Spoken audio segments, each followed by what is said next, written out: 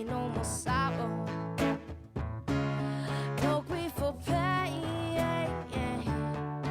I'll be happy that it's Christmas once again.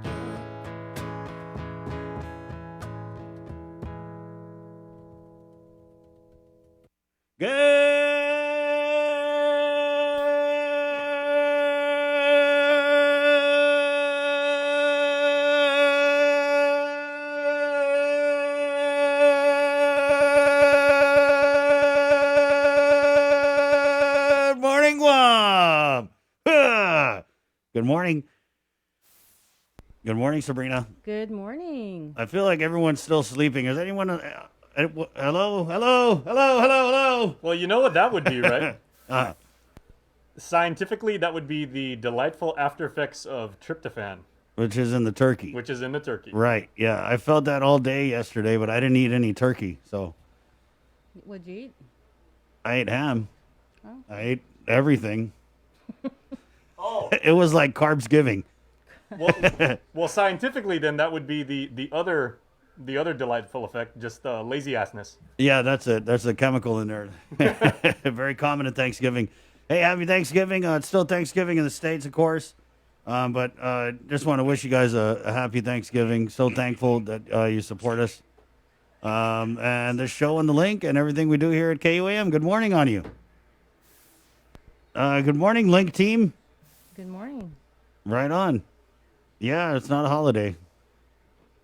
And you know what? If Not you for guys us. if you guys are joining us and you were just starting your Thanksgiving dinner, safely and socially distant apart, we really hope and everything like that. Thank you for sharing your holiday with us. We really appreciate that. Yeah, send us some DMs of what you got cooking there in the States. I know my sister's making a big Thanksgiving for her and my brother over in Florida. My mom is visiting her brother, my Uncle Greg, over in Virginia. She came all the way from Kansas to go visit them. So it's very interesting to see these little pockets in the States where, because where my family's living, for the most part,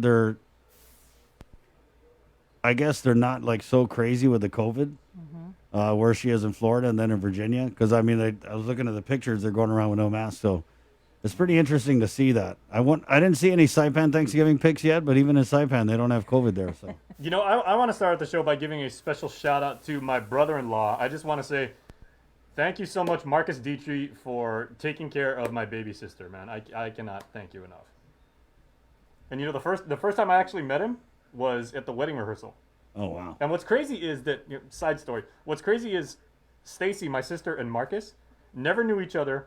Both grew up here, were set up on a blind date when they were in the States. And so they sat down to dinner and it's like, okay, so tell me about yourself. And my sister was like, okay, well, I grew up on this little island of like Guam. And he's like, no kidding, I went to JFK. And from that moment on, true love. Wow. That's so cool. You know Dietrich's Plumbing? Yeah. Yeah, that's my brother. I was thinking, there's not a lot of Dietrichs out Yeah, there. of course, the great Bill Dietrich, the amazing offensive lineman for the UOG Tritons for many years. You know Bill, right? Yeah. Yeah, Billy Dietrich. Yeah. So if we ever need a plumber, Oh yeah, they got you covered. right on. Okay, that's good to know. Good morning, 625. The link proudly brought to you by Dial Rentone, Cabo Select Care, federal employees and annuitants. It's the 2020 open enrollment. You can enroll now until December 14, 2020. Also, Carrier 647 Cool. Thank you, Carrier, for all of our aircon babies in the audience. Also, the Thrive Coalition is presenting the One Micronesia podcast this morning. And we're also brought to you by Calvo Enterprises and ITE, where we're going to talk a little bit of Black Friday with our friends at ITE this morning, Jay. I'm excited about that. I mean, know. as a marketing major, biggest retailing day of the year. Well, now one of two, because of course we got Black Friday, then we got Cyber Monday and everything. I mean, hey, viva capitalism, right? So yeah, definitely. I think there's a lot of people who have a turkey hangover out there this morning, because I was trying to get some people on the show and it was like, I think they went to bed early, or maybe they just don't want to deal with the link on Black Friday. It's also interesting. They're all out shopping. Hey, Right. you can join us from the field. I mean, we'd love to have you as a correspondent. Yeah, and it's also interesting to see a lot of the local businesses kind of pivot the way they've pivoted and dealt with all the restrictions and all the COVID protocols. And I'm seeing this on my Instagram feed. A lot of local companies are doing stuff for Black Friday, but they're doing it in, I guess you would call it COVID responsible ways, especially now that you can get fined. Matiquito. Right? That was some big news that came out, like the day before Thanksgiving. And we'll talk about that later on. I don't know if anyone got ticketed yesterday, but I know that put the fear into a lot of people. Fear and also, I think, frustration. And well, I was gonna say rage because there were. I mean, Bree, that was a wonderful interview you did with Crystal, by the way. Very, very informative, and a lot of people were commenting, especially on Instagram, and they were just, we really haven't had people here on Guam throughout the pandemic really take that. How can I say this? Like the social justice warrior angle, and they were like, oh, it's a violation of my civil rights and everything. We haven't really seen that a lot. But they kind of went that route, like with this one, and they were like, oh, Governor, you can't do that. You're infringing upon my rights. And I hate to sound like a jerk, but I mean, my thing is, if you're not violating the rules, what have you got to worry about? Then again, that's just me. Yeah, well, you're you, Jay. Yeah. So I want to watch that video with you and Crystal. I watched a little bit of it, and definitely there are some penalties that the Guam Police Department is enforcing. Right. So public health also has the authority to issue the citations, but they have to get trained on all of that. So the police department is taking the lead on issuing the citations. And so they did that. And then we had, you can appeal it over at the Superior Court Traffic Division. And so on, I want to say the 24th, the Supreme Court passed the rules regarding the traffic court. I forget. I should know this because, I was doing the recording with you. I was in the background, but did you or Crystal mention like how the billing and how the remittance of payments going to be?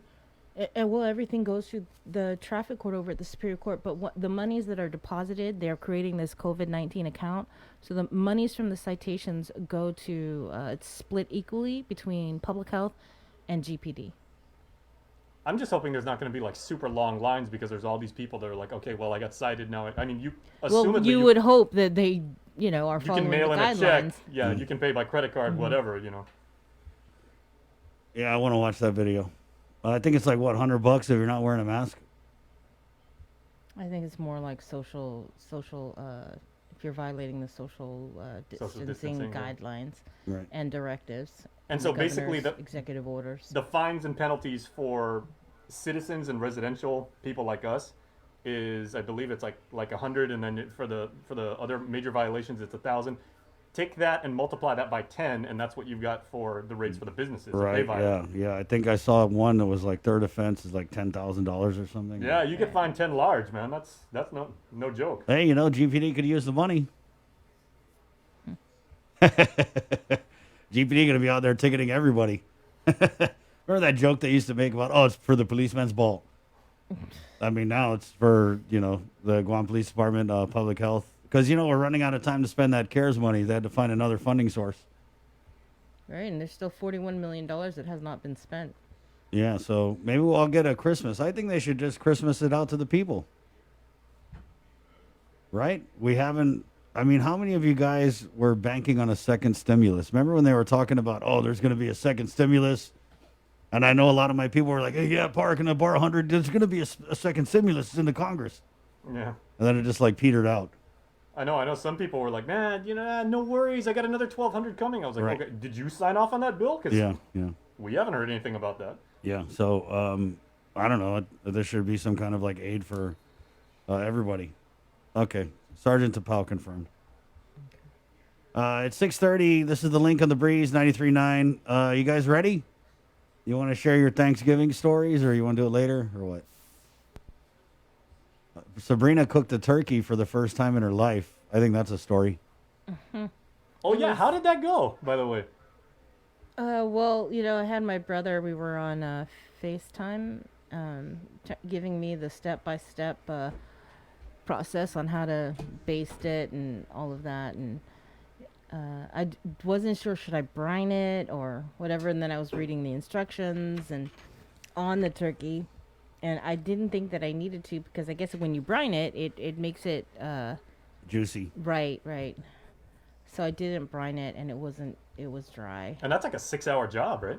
Yeah. No, because my turkey was small. It was just me and my son. So it took about 3.5 hours.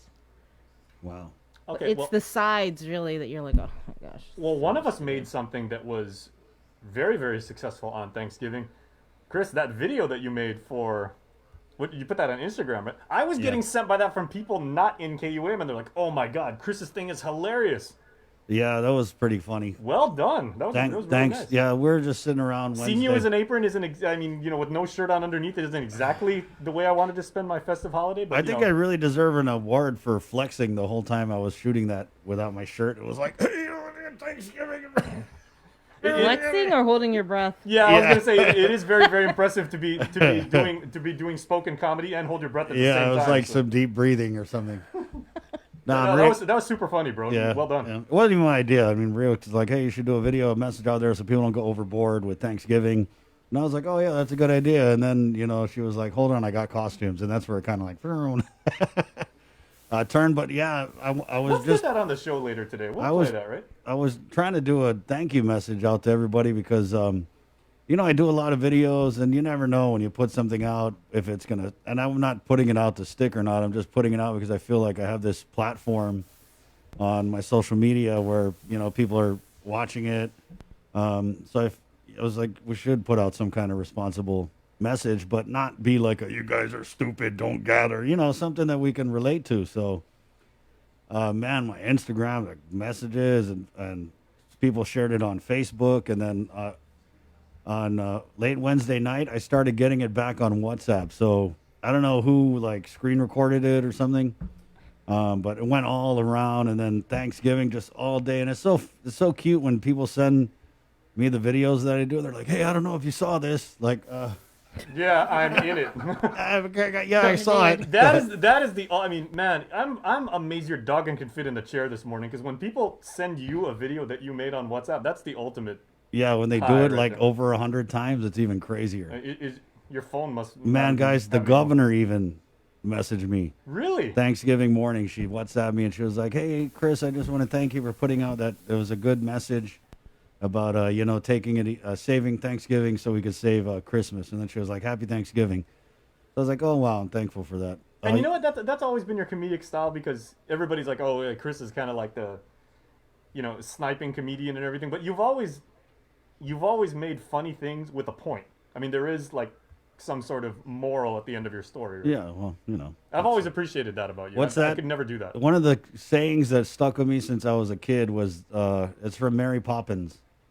A spoonful of sugar helps the medicine go down, right. The medicine go down. So the way I look at it, the medicine is that truth that you're kind of not really comfortable with facing, and so you just sprinkle a little hee-hee-ha-ha on there, and it just suddenly goes down a lot easier. Well, good thing I'm not a betting man, because I was going to say supercalifragilisticexpialidocious was your thing. But I even got a call from one of the senators, and they were like, "Man, that's a good job on you to put that out for the people, because I'm never going to give up on you guys, and we got this. That car score, it's way down." And you just made a Rick Astley reference. Very nice. Never gonna give you up. Get the car score down. Oh wow, I think we're onto something here. 6:35. We just got rickrolled. Good send morning. me that video, man. We'll get it on the show. People I'll send it to you. Sure. Okay. Also, just thank you for our viewers on KUM News' Facebook Live feed here. Patrick Solis, Bree's brother. Happy Thanksgiving from Vegas. Be safe out there. Thank you for the recipe. Half a day, Pat. Christine Oliver. Good morning, Guam. Much love. APO Campo writes, "I'm awake and listening. Good morning." Mary Beth Torres. Hello from Philadelphia. Wow. City of brotherly love. Burn Flores. Buenos and off a day. Good morning, Chris, Bree, Jason, and Nestor Mananasi. Okay, wait, guys. Can I just say, Burn actually just DM'd me on the side, and she was like, "Hey, happy Thanksgiving to you guys." And I was like, "Hey, we'd love to have you on as Top Fan Tuesday and everything like that." Yeah. She goes, "I'm a little shy. Can we kind of encourage her and let her know how wonderful she is?" Burn. We would love to have you on the show. You're such a big part of our show family. Check us out, yeah. Yeah. Zoom in while you're frying Benella's dog on. We'll do a little interview. Evelyn Fenona writes, "Good morning, everyone. Stay safe." Debbie Davis. Good morning, Sabrina, Chris, Jason, Joser, and hi, all on Guam. Hope you all had a great Thanksgiving is still Thanksgiving Day in Bardstown, Kentucky. Did you see what Debbie was making? Mama Bear went all out with her cooking. The full spread. On Facebook? Oh, man. Nice job. Ron Castro writes, good morning, Team Breeze. Anthony Ashbeck, my turkey is still in the smoker cooking. Oh, that sounds good. Smoked turkey. Patricia Ann Attila, good morning, Viva Betness. CNMI? Oh, no, Jason's. Oh. Christina Hoko, good morning and half a day, everyone. Severa Solis, happy Thanksgiving, everyone. Chris, I love your Instagram. I'm thankful for your ingenuity. Thank you. Christina Oliver, I did the same thing last year. First turkey and my sister on video chat walking me through it. Is that what you did, Bree? Yeah, he walked me through the whole thing. Earl Olson says, good afternoon from the Emerald City, Jet City, the home of Queensryche. Melanie. The home of Queensryche, wow. The Mariners, who have not been to the playoffs in God only knows. One-time Super Bowl champ, Seattle, Washington.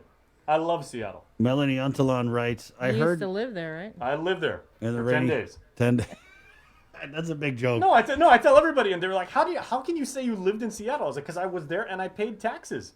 Yeah, he did this. Sales tax. We went to New York, and we're here meeting with NBC and CBS officials. Oh, I'm sorry, is my phone ringing now? And he was going on about how he lived in Seattle, and Marie and I were looking at each other like, when did this guy live in Seattle? And so I was like, dude, when did you live in Seattle finally? And he's like, oh, when I went on vacation. I was like, that's not living in Seattle, dude. That's like vacation. Okay, well, I got to say, anybody who's ever been to the Pacific Northwest knows this. If you guys have never been to Seattle, go there and at least leave SeaTac Airport and just go to the skyline. Because you see that skyline like on the freeway overlooking like downtown Seattle.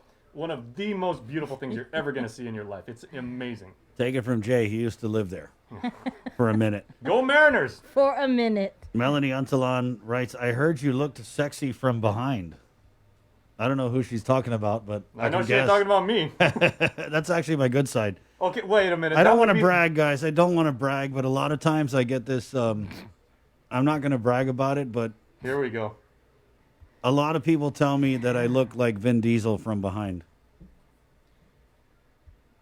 Wow. Hold on.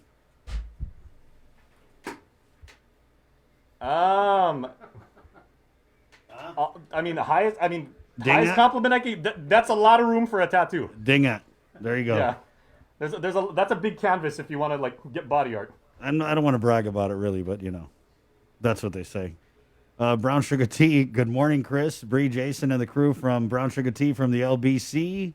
Earl Olson. Jay, did you know Earl when you used to live in Seattle? He says, good afternoon from Seattle, Washington. No, Earl gave us that shout out. So, hey, hello to everybody. There's a lot, you know what? There are a lot of Guamanians living in Seattle, Portland, San Diego, like all throughout the West Coast because, our people, we like to be near the water and everything like that. So, happy Thanksgiving to all Guamanians who now live on the West Coast. Amen.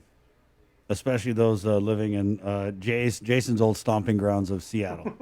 At 6:40, let's go ahead and get into the news now with the very latest on this Black Friday, still Thanksgiving Day. Okay, a lot of laughing emojis for that back shot of you. And of course, in your video, you had no shirt on, and then you tied the apron, so you were you were full Monty on that one, right? Sex sells, bro. Yeah. A little bit of butt crack never hurt anybody. Okay, so let's get into the news now. Switching gears and going over to that side of the studio. We're sitting by from the KUAM news team with the very latest. We have Sabrina Salas-Matanani. Good morning, Sabrina. Half a day, everybody. The island recorded 2 COVID-related fatalities on Thanksgiving Day. The 110th death occurred at the Guam Memorial Hospital at approximately 9:40 in the morning. The patient was a 61-year-old man with underlying conditions that were further compounded by COVID-19. He was admitted to GMH on October 15th and was known positive. Guam's 111th COVID-19 related death also occurring at the hospital at approximately 12:33 in the afternoon. She was a 64-year-old woman with underlying conditions admitted to GMH on November 8th and was a known positive case.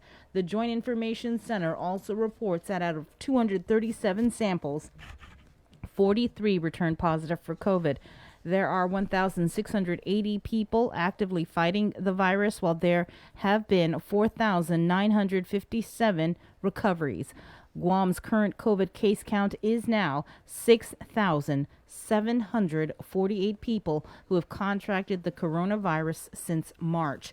There are 46 COVID patients hospitalized, 9 in ICU, and 2 on a ventilator. Guam's COVID area risk, or CAR score, is 6.8. Again, the goal is to strive for 5. If you are caught violating the governor's executive orders, you could be subject to a fine. After 2 public hearings on Thanksgiving Day, the Department of Public Health and the Guam Police Department began issuing fines and penalties to individuals and businesses violating guidance and directives issued by Public Health.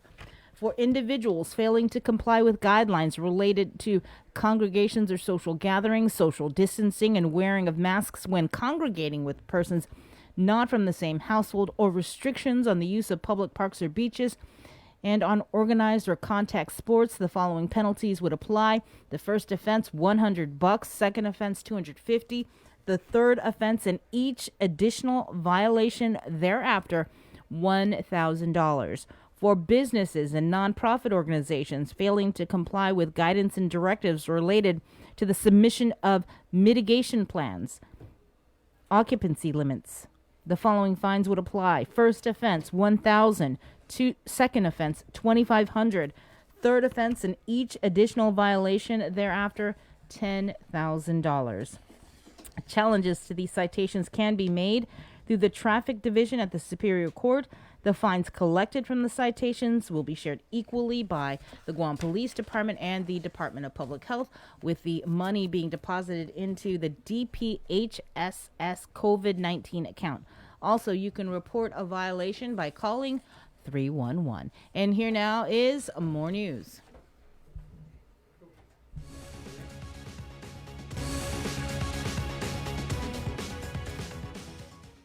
Hey there, everybody. Here is what's making news on Guam this morning. The Department of Corrections recently amended COVID-19 mitigation plans, including 2 COVID testing machines being placed in the facility.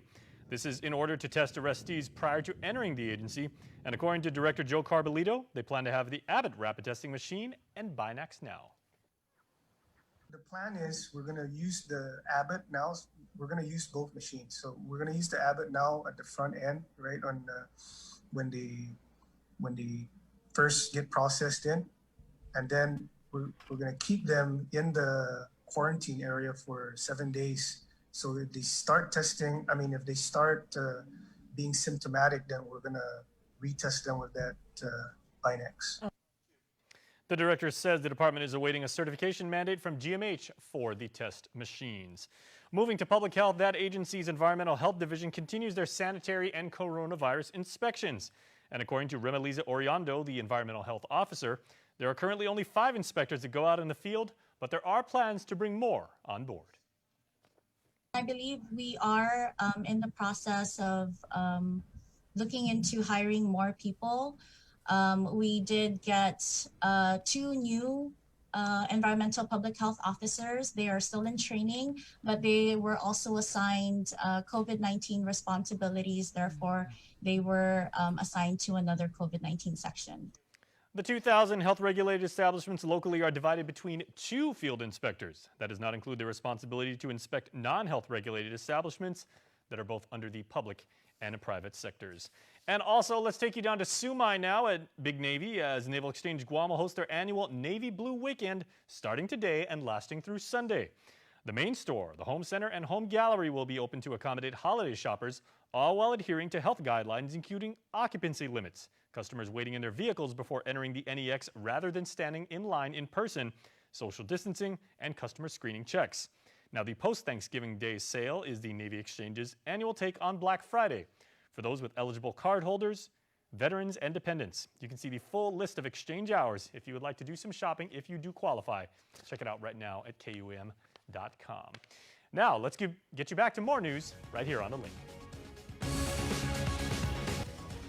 While we celebrated a modified version of Thanksgiving this year, U.S. soldiers overseas are also feeling the impact. Ian Lee is in London with how service members were spending the holiday in Iraq and Syria.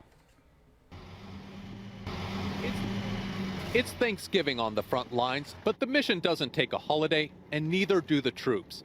In Syria, soldiers patrol towns and villages, but for Sergeant William Mills from the 82nd Airborne, it's the little things he's grateful for, like moments with local children. It kind of takes your mind elsewhere. You kind of forget like the situation you're in, and it's nice to kind of, just relax and hang out. Slices of home, like turkey and pie, are all takeaway this year. And at this base in northern Iraq, troops are practicing social distancing. I'd like to send a message to COVID-19. Better not screw up my travel plans, so if you could just leave by the time I get back, that'd be great. But the spirit of the season isn't lost on specialist Sharif Tijani Bimbola. The Apache mechanic immigrated from Nigeria 4 years ago. I'm feeling grateful that I'm on a path to make a better life for my family, to make a better future for my child. The health we have. Chief Medical Officer Chris Call thought his primary concern would be combat injuries. Instead, he set up quarantine wards for the more than 100 soldiers infected with the coronavirus. COVID has really united us as a humanity on this base, as opposed to all of our individual units. It's really, in a lot of ways, brought us together in a way that I never could have imagined. Call it COVID camaraderie. And in 2020, that's something to give thanks for. Ian Lee, CBS News, London. And finally, you can help grow scholarship funds for UOG students by shopping on Amazon. Amazon Smile is a nonprofit foundation created by the online retailer and is a separate site from Amazon.com. Users can select the UOG Endowment Foundation as their beneficiary, and Amazon Smile will donate 0.5% of that user's purchases. Shoppers can go directly to give.uog.edu/Amazon Smile and start shopping. Not all products for sale on Amazon.com are eligible under Amazon Smile, but the prices are the same on both sites. The Amazon Smile drop-down menu in the navigation bar displays a running tab of how much of a user's purchase amounts have been donated to the foundation. The partnership with Amazon Smile coincides with the November 5th launch of the foundation's year-end G is for Giving campaign, which seeks to raise funds for student scholarships and UOG programs. That's great. Yeah, that is great.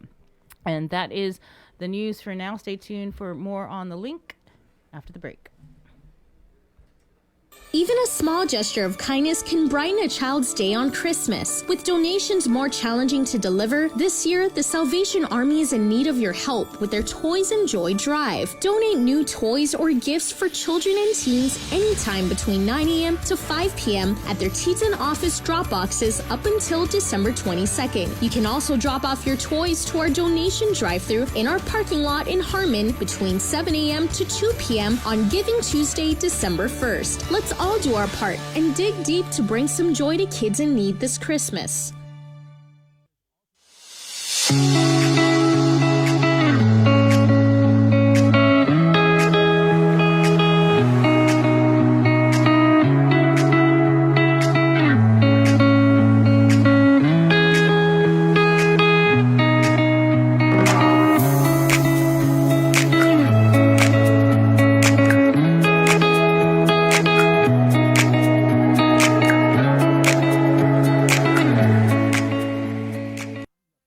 There's nothing that can brighten more spirits than the beauty of Christmas decor and holiday lights. And with our Making Spirits Bright segments brought to you by McDonald's of Guam, KUAM Communications wants to showcase everyone's efforts. Send us photos of your decorations via social media messenger, direct message, or email to promotions@KUAM.com to add to the spirit of the season. Find segments every Friday in December on the social media platforms of KUAM News and showcased in a weekly montage of KUAM News Weekend Edition. Making Spirits Bright is brought to you by McDonald's of Guam.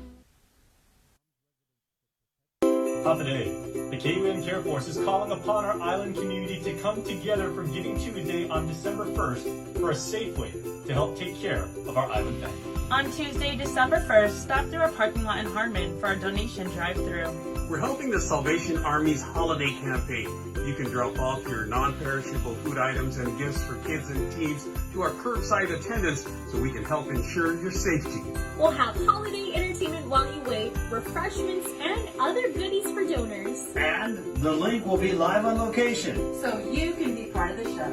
It's all happening between 7 a.m. to 2 p.m. Let's get together and show the world that Guam can still come together for good on Giving Tuesday.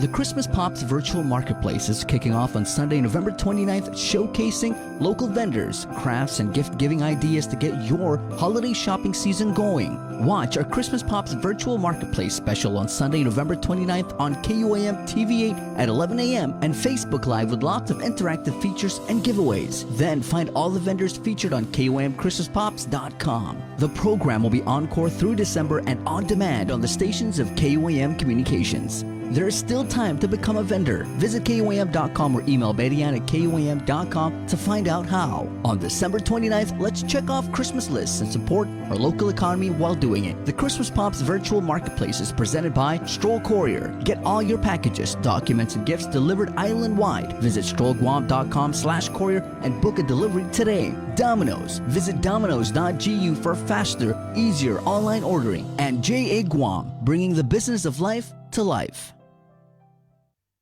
You're watching The Link with Chris and Sabrina on TV 11, but don't leave yet because we're coming up next on CBS This Morning.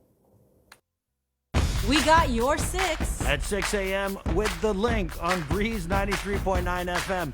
Bree and I connect you with all the latest news and information you need to know to start your day. Then check back with Guam's news leader at 6 p.m. for the day's top headlines with KUAM News Primetime. From 6 a.m. to 6 p.m. and everything else in between with KUAM Digital, we got your 6.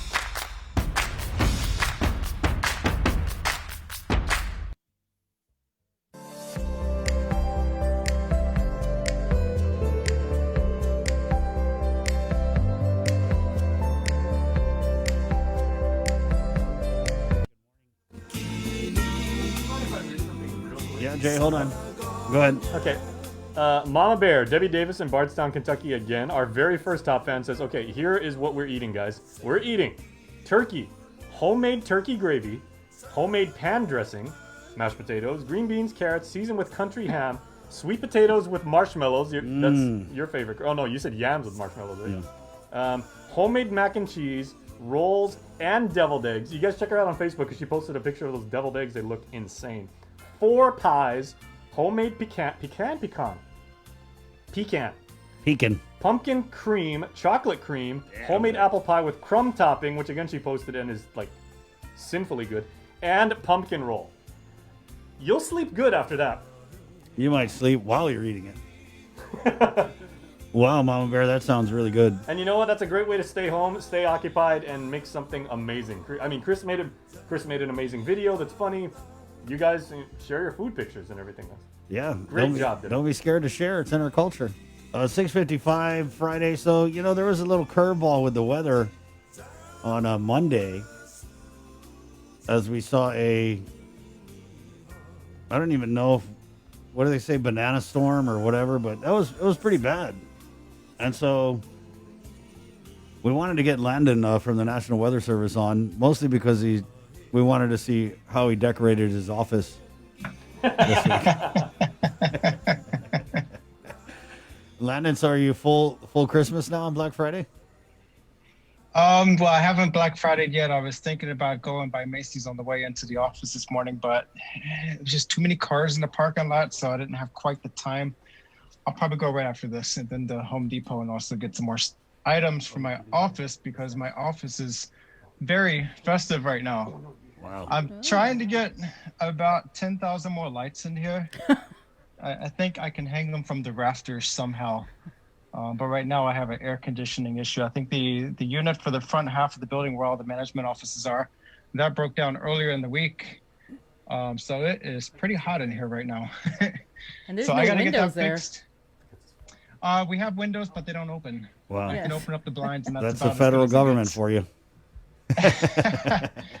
But yeah, we had quite a bit of weather on Monday, and we were looking at that potential for heavy showers and gusty winds, but the way it played out on Monday exceeded our expectations. And so I'm starting an analysis. I'm working with some folks from the regional headquarters office. We're going to be looking into the details of all the analysis of the satellite data, the radar data, the models, different models, see what was, how things transpired that day, as well as the operational decisions process, what decisions were made, and what data the ops duty forecasters were looking at, because we don't want that to happen again. There's a lot of feedback on Facebook and other social media platforms that people were caught off guard without warning. Right, and so for me, that's a worst case scenario, because communications and forewarning has been my forte and my focus since 2017. So we really want to figure out how to prevent that from happening. And we have another similar event set up to come this weekend. I don't think the dynamics are quite there as they were on Monday, so we're not going to see an exact repeat of what was on Monday, but there is that potential. So I'm going to flip you over to the computer screen right quick, and I do want to bring out, we do have a flash flood watch. So this means there's potential for flash flooding during this watch period. That was issued this morning at 4 a.m. by my brother. He's on the night shift right now. You put that out at 4 o'clock this morning following a hydrologic outlook that was issued for the region yesterday. That means there's potential for flash flooding. And again, that's through Saturday night for Guam, Rota, Tinian, and Saipan. Now, we get a lot of questions on social media. What is the difference between a watch and a warning? And that's where social media has been a fantastic tool for us since we started our page in 2013, because that provides us direct feedback from the public. If people are confused or they have a comment about something, our processes, our operations, our products, comment on our Facebook page, because I'm reading those. And this gives us insight to how we can do better and how we can explain to people what different terminology means. Because the Weather Service terminology isn't always non-weather user friendly. Right. And so we're dealing with a lot with the social science of things. So flash flood watch, that means the ingredients are there, but it's not expected at this time. It's a possibility. So think of Thanksgiving. You have a Thanksgiving watch, all the ingredients are there. We have a turkey. It might still be frozen if you're not careful. Cranberry sauce. You have potatoes and carrots and celery. You have all the ingredients, but Thanksgiving's not certain yet because it may not be prepared and you may not have lunch or dinner because forget about it, I can't cook. So that's a watch. The ingredients are there. But you have a Thanksgiving warning when those ingredients come together and boom, you have a full-blown Thanksgiving meal. So a lot of us, we had Thanksgiving conditions yesterday. They were observed and occurring across the island. And so you probably would have considered that a Thanksgiving warning. Now in the extreme levels, the Weather Service uses emergency terminology like a tornado emergency or a flash flood emergency. That's when things are going crazy. For flash flood watches, or flash flood emergencies, numerous water rescues, lots of widespread damage occurring, and it's expected to get worse. Also for like tornado emergencies in the Midwest and the southeastern states, when you have these long track catastrophic tornadoes, EF5 intensity tornadoes, and more, wreaking all kinds of ravage in urban areas. Those are emergencies. So National Lampoon's, you could call that emergency, but really I envy that. I was going to say, shout out to the Griswold family. They're my goal, and that's been a family staple for many, many, many years to get my house like that. So back to the weather. So again, flash flood watch. If you go to our webpage, weather.gov/GUM, this is what you will see. That's again, GUM, not /Guam. It's GUM. That's our ICAO code. We have a small craft advisory in effect, a rip current statement, flash flood watch, and a hydrologic outlook. Those are all in effect for the Mariana Islands right now. And so specific to those details, let me flip through it. The flash flood watch, that's now through Saturday evening for showers and thunderstorms moving through the region, bringing potentially heavy rainfall causing flash flooding. So we could see these conditions develop overnight tonight and then through the day tomorrow. Out on the waters, we do have a small craft advisory because those winds are picking up. That's for east to southeast winds of 15 to 25 knots with gusts up to 30 knots and combined seas building to between 8 and 11 feet. And that high risk of rip currents, that's been steady for the east facing reefs through all of this week. Currently, the winds are out of the northeast about 14 to 15 knots. As you can see on the radar, these returns, those are not showers. That's what we call the butterfly effect. And that's from the sea spray over the ocean. Once the winds hit about 15 knots and greater over the waters, we start seeing these false echoes. And that's from the sea spray in the atmosphere. So that's one of our telltale signs of moderate to fresh trade winds over the water. So again, it's dry out there right now. Just a very few light showers farther outside of our region. These things are popping up, but we're going to see these showers increasing throughout the day.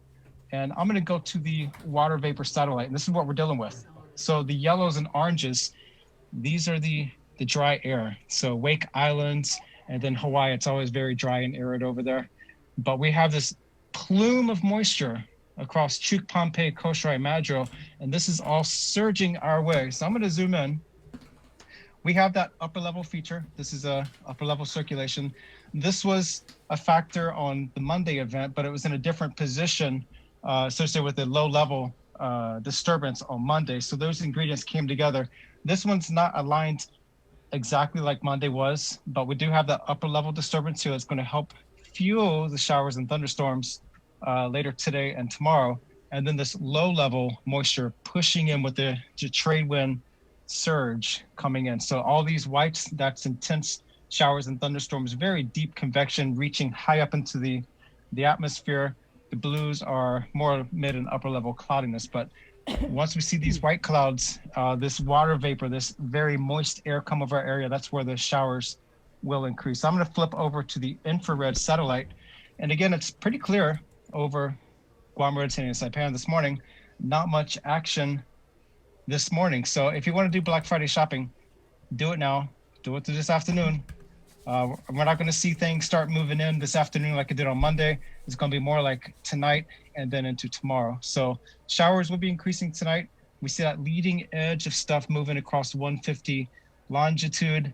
That's starting to creep our way. This is primarily mid and upper level cloudiness, but below that, there is some low level moisture starting to creep in beyond 150 east, and it's coming our way. So this is all going to shift over towards our region again this evening, tonight, and tomorrow.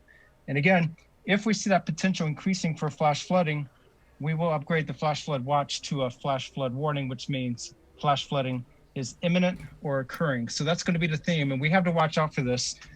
We are communicating this on our Facebook and our Twitter pages at the moment so that people are not caught off guard. Looking out to the waters, this is the Retidian buoy off of Retidian Point. The green, that's current observations. The purple is the forecast. We're going to see seas build through the day and then tonight through tomorrow. This is why we have that small craft advisory for higher seas in response to the stronger trade winds. It's going to be pushing through in the next 36 to 48 hours. Seas could be approaching between 8 and 11 feet, and also similar conditions at Tenapag and Saipan. The seas will be building through the next 24 hours.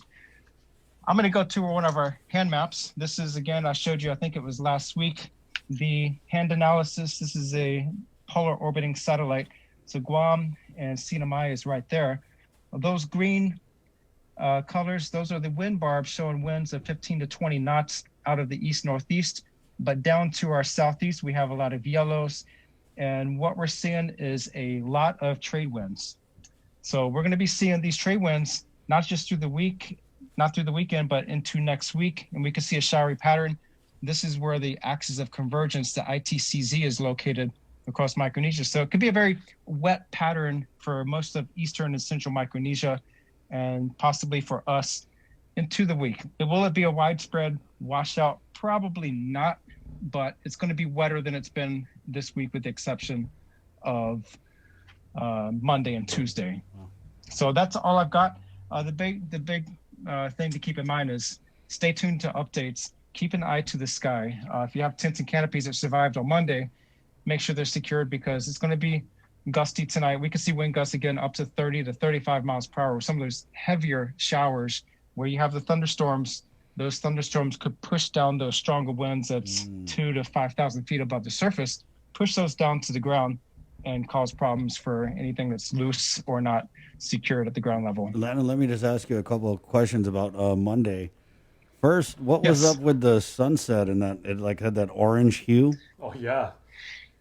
Yeah, that was a beautiful sunset, and you can get those colors. We've had purple sunsets a couple months ago, and then we have the orange ones, and that's just a matter of the moisture content and the different cloud layers that's all through the atmosphere. So depending on where those clouds and the moisture content, the thickness of those clouds, you can get a whole assortment of hues in the sky. Right. And then I understand what you're saying about the wind, because Monday, especially around sunset, the wind was crazy, and we saw some really beautiful cloud formations. Yeah, you could call it a banana storm. I know my brother's mother-in-law, she has a lot of banana trees, and a number of those fell in response to those winds. So that was a loss for her. But by all means, it was a banana storm, although it was not a tropical system.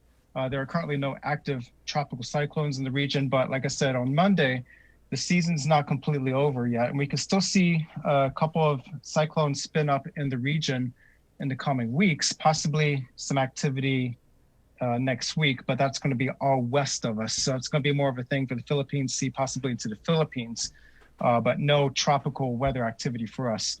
We're still kind of on that teetering edge of the windy trade wind season coming in. Will it be a dry one? Not this week. So you talked about the comments on social media about, and there were some I saw that people were saying, oh, we were blindsided, we didn't get a heads up. And then you mentioned that you were doing some analysis on that. So what was it that kind of got, I don't know if it got by you guys, or what was it that was lost in the translation?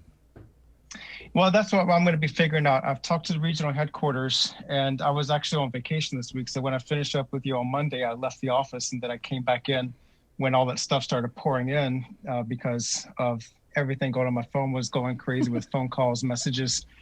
So I've ended up working all week. But that's what I want to figure out. I want to look at all the data that was available. We've archived all the model forecasts, the satellite imagery, the radar imagery from 5 or 6 hours before the event, and then on through the duration of the event. And we're going to fine tune, pick all the details, all the models, see what information was available. We're going to talk with the forecasters on duty and find out what their reasoning was, what analysis they were doing, their timeline of issuing bulletins, and how we can speed that up and get stuff out earlier, because this isn't, it doesn't happen always like that, but for some reason, these things came together in a not so favorable outcome. And so I want to prevent that from ever happening again, because our goal is to forecast and forewarn people and make sure things are communicated. There was a couple other things with the communication side of things, and that's been an ongoing issue since I took into the communications and social science since 2017. I want to be working with the media and also our core partners in the region, how we can better communicate. And this was something I tackled in 2018 with some focus groups. And I think it's something that we need to revisit again to figure out how we can communicate better. COVID's been a kind of a cramp in the situation with how we can meet and work together on things, but definitely I'll reach out to KUAM and other media outlets to see how we can get a broader discussion, and much better when COVID can get out of the way, so we can have that more personal face-to-face contact and really just KUAM is work fine. on these things. Lennon, yeah, anytime you want to come on in a spot situation, I mean, shoot us a message. We'll get you on right away, whether or not it's on the link or on our social media. We're always glad to share your information. And that would be great, because I think that's the key. I know in the States where you have wireless emergency alerts, we don't have that capability here in the islands. Right. That's eventually going to come our way, and that's going to be a huge advance of our capabilities to warn not just people that are aware of things, but everybody that's aware or not aware of the weather, because your phone's going to be alerting you to any advisories that we put out as we put it out. So that's going to be a huge increase in our capabilities, but that's still probably a couple years to come. The other thing is, in the States, you have broadcast meteorologists, where we do not have that sector here on the islands. Every TV station in most cities have their own weather department where they can break into live programming and say, blah, blah, blah, this is what's going on. And you can alert a mass population relatively instantly and cover stuff as they change. And so that's the other key, is things change quickly out here. And so things can change from 1 hour to the next hour. In the States where you have broadcast meteorologists, they can monitor and discuss these changes as they occur. It's a little more difficult for us. So that's something else that I want to see how we can better tackle as far as we communicate, because in this region, the media, Homeland Security, and the Weather Service, we're a three-legged stool. And if we are missing one of those legs, that stool collapses. So we're so all on in a this scale together, of and we 1 to work well. 10, on a scale of 1 to 10, how pissed off were you when you realized, oh my gosh, the weather just took a turn for the worse? You saw everything on social media blowing up, and then you had to come off of your vacation. Not cool. I won't give a number, but let's just say that I was motivated to look into the details of that event, and we're going to be looking at this very closely. A lot of people say, "Well, you're not going to be objective because you are the Weather Service," and let me assure you, I'm very objective because this has been my passion for years: is how we communicate and how we put our knowledge of the weather and the climate into the hands of non-weather people so that they can understand it and be better prepared. Right. So on a scale of 1 to 10, I'm thinking maybe 47. Right. Maybe? Yeah. All right. Well, real quick, Landon. You were mentioning about like broadcast meteorologists and like people whose job it is to track and chronicle and report the weather. In the time that you've been on Guam, I'm sure you've been told stories about someone whose job that was many, many years ago, the great Barbara White. Have you ever heard of Barbara? Yeah. Yeah. I've heard of her many, many, many, many times, good and bad, pros and cons. I've never seen her or met her. She just is one of those names that has disappeared and nobody knows what happened to her. Yeah. Yeah, but Bree and Chris, you both worked with her, right? Yeah. I worked with her when I was at Guam Cable. The thing about Barbara White is you could tell Okay. how bad the storm was going to be by how excited she was. Yeah. And then I believe Well, I she and will her tell you husband this. started that Storm Chasers thing where they would go around and actually like make low-res video, right? Yeah, that was she was on some, whether she was always accurate or not. I heard, like I said, pros and cons, but she was on to something in the sense that she had access to a broadcast channel and could have mass communication and get that information to the people in ways that the Weather Service has not always done. Right. It's part of the larger weather enterprise. And so when it comes to weather, we're the only entity in the islands, and that's for better or for worse. I'm glad it's like that. But this is where we can really fill those gaps in the communications and work with our partners to say, okay, where's the gaps? Where do we need to reach out and build these communications and improve upon our communications? This is where the Weather Service on Guam really has largest shoes to fill. And I'm excited to be a part of that because I'm a go-getter and I want to make sure we can meet those needs. And so having the close relationship with our media partners here in the islands, I think that's a win-win situation for us because it's not always like that in the States. Things can get political. People want to point fingers and cause problems. But, we're in this as partners. You help us communicate. You are our voices. And so I appreciate you all for that. Well, Landon, you've been a Guamanian for like long enough to know that like probably the biggest virtue of our people is respect. And you've got a quote, or you've got a comment right now from Glenn Lujan, one of our top fans right here on Facebook, and he goes, "Landon has assumed the crown as Guam's weather watchman." Well, it's a honor that I have, and it's not something I take lightly. Heavy since lies I've the replaced crown. Chip Guard, since I took over Chip Guard's position since he retired in December, it's a job I've been wanting for 6 or 7 of my 10 years on the island since I learned more about his job.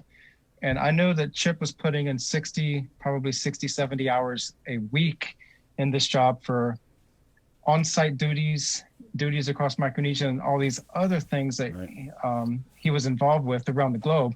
He was a legendary figure. He still is when it comes to tropical weather. And so I feel so minuscule to follow in his footsteps, but he inspired me, his work ethic and his diligence to not just Guam, but all the people of the region to communicate and make sure people are prepared. And so for me, that's the greatest of honors, and it's not something I take lightly. I take it very seriously to make sure people are prepared, and especially I may not have the 45, 50 years of weather experience and knowledge that Chip has, but I do bring this communication side of skills. I communicate in other ways that Chip didn't. And so I really want to take upon what Chip did, but then build upon it. And I've told people before, I'm not filling his shoes. I'm bringing my own pair of shoes to this platform. Ooh, There you go. And so there you go. it's Glad you want to be a chip off the continuing old chip. this forward. Right. Well, I Yeah. just wanted to say thank you, Landon, because I know when we were working on the format of this new show, The Link, I had messaged you and told you about this idea we had for a weekly weather forecast, and you immediately jumped on board. So thanks and kudos to you. Yeah, I definitely wanted this. And so if we can have more opportunities like this, not even just with you, but other media outlets, Not just us I is would good. definitely welcome it. They're no fun. This is where all the action is. Thank you, Landon. Appreciate it. But I can't wait to have you all back in the office when COVID relaxes and disappears finally, because I really want to have you all in this office more often, because that's where I have more fun. Right, and it's decorated. Thanks, Landon. Thanks, Landon. Appreciate it, man. Be safe. Thank you. Okay. Yeah, keep an eye on the skies this weekend. Right on. Okay, and I got a side message right now from another former Guam Cable TV alumni, Sean Gumatao, who says, I believe Barbara White, who he worked with, may still be living in Barragata, but it's been years and I years. have a story about that. I was going to tell you. Okay, Landon. Thank you, man. Thank you. Appreciate it. There you go. Yeah, so many years ago, don't know a lot of good stories start like that. I used to cut grass on the side, and I was living in Manguilao at the time, and I went around asking people, hey, do you want to get your grass cut? And so I cut the grass at this one house, and then when I was done, I went to go knock on the door to get paid, and let's say I freaked out. When I knocked on the door, Barbara White came out. Wow. And she was like, hey, I just want to thank you for doing And it's like celebrity sighting on Guam, right? Remember she had that kind of voice like the intertropical convergence zone? Yeah. Where was Barbara from? Where is Barbara from? Not from Guam, but anyway, that was my Barbara White sighting, and that was, I want to say, like 10, 15, maybe even 20 years ago. Yeah. But I was still like, I mean, because, she was the one that did all the storms, and when we were growing up, there was a lot of typhoons, so we saw her a lot. And so when she opened that door, like, I never really get starstruck, but I was like, literally like, oh my God. Yeah, we're all the same age. That's Barbara White! Oh my God, I cut Barbara White's grass! Oh my God, I better go cut it better. And we're all the same age, so like around the early '90s, and we have Omar, Yuri, Roy. There was that part in like '92, '93 where we had 4 banana storms, but each one of them was like, okay, well, power's going to be off for a week, and it was a real run, but I mean, she was on the air all the time talking about stuff. Yeah. She was so passionate about the weather. There was a time when the cable crew, because that's where she was at, Guam Cable, they went to this karaoke bar next to Guam Cable News, and she actually would turn the songs into songs about typhoons. Really? Yeah. Oh, I thought she was gonna say, what did she sing? It's Raining Ben by the Weather Girls? Or? No, she would take a song and... Nobody got that. No, I got it, but, you are who you are. So, anyway, that's my story about Barbara. Yeah, but it's like, she did that. And like I said, she and her husband, they started that thing where they were selling videos. It was like VHS tapes that would say like Guam's Weather Watchers. And back then, it was like, okay, well, there's a storm coming. Nobody was on the streets. I mean, it was basically... the National Guard and maybe GWA if it was a really, really bad storm, and they brought the water buffalo around, and everybody had to fill their containers and everything. But she and her husband went around, and they were documenting that. Yeah. And real quick, Landon was kind of humble right there, and he was saying, yeah, he is following a literal legend in taking over from Chip Gardner and everything like that. But if I can use a sports analogy at the same time, nobody thought it was going to be possible to replace Brett Favre at quarterback in Green Bay. Aaron Rodgers has done a pretty damn good job himself, so. High praise from Jason Solis. 7:20, we'll take a quick break, and we're coming back with Dr. Ann Pobutsky. Hope she brought some leftovers. Well, she doesn't. I don't think she did Thanksgiving. Remember, she was like, I'm not going to do. Well, it's just her and the hubby. So we'll find out. That's coming up next here on The Link. It's The Breeze, 93.9. Good morning, Guam. GU Self-Storage, conveniently located near the Harmon McDonald's. We offer affordable rates, online payments, and auto bill pay for your convenience. Plus gate access daily from 6 a.m. to 9 p.m. Call us today at 648-7867 for more information. Thrive, a coalition for a drug-free deadido, is an active partnership of community members and leaders committed to a vibrant, resilient, and empowered deadido. It takes a village to raise healthy and drug-free youth. Thrive with us. Find us online or email thrive@westcare.com.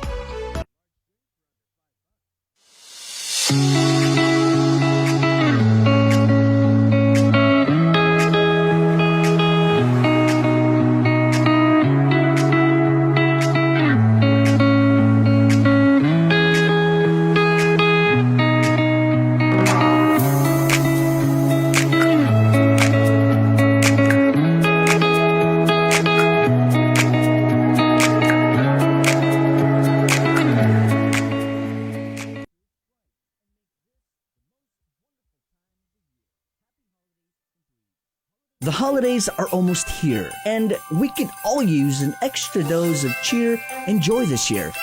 So, we're breaking the rules and giving you a holiday head start on Breeze 93.9 FM. Throughout the months of October and November, listen to the special holiday head start blocks of all the season's favorites from 2 p.m. to 3 p.m. and again from 8 p.m. to 9 p.m. Let's try to make spirits bright and make this the most wonderful time of the year. Happy holidays from Breeze. Even a small gesture of kindness can brighten a child's day on Christmas. With donations more challenging to deliver, this year, the Salvation Army is in need of your help with their Toys and Joy Drive. Donate new toys or gifts for children and teens anytime between 9 a.m. to 5 p.m. at their Teton office drop boxes up until December 22nd. You can also drop off your toys to our donation drive-thru in our parking lot in Harmon between 7 a.m. to 2 p.m. on Giving Tuesday, December 1st. Let's all do our part and dig deep to bring some joy to kids in need this Christmas. There's nothing that can brighten more spirits than the beauty of Christmas decor and holiday lights. And with our Making Spirits Bright segments brought to you by McDonald's of Guam, KUAM Communications wants to showcase everyone's efforts. Send us photos of your decorations via social media messenger, direct message, or email to promotions@KUAM.com to add to the spirit of the season. Find segments every Friday in December on the social media platforms of KUAM News and showcased in a weekly montage of KUAM News Weekend Edition. Making Spirits Bright is brought to you by McDonald's of Guam. Today, the KUAM Care Force is calling upon our island community to come together for Giving Tuesday on December 1st for a safe way to help take care of our island family. On Tuesday, December 1st, stop through our parking lot in Harmon for our donation drive-thru. We're helping the Salvation Army's holiday campaign. You can drop off your non-perishable food items and gifts for kids and teens to our curbside attendants so we can help ensure your safety. We'll have holiday entertainment while you wait, refreshments, and other goodies for donors. And the link will be live on location, So you can be part of the show. It's all happening between 7 a.m. to 2 p.m. Let's get together and show the world that Guam can still come together for good on Giving Tuesday.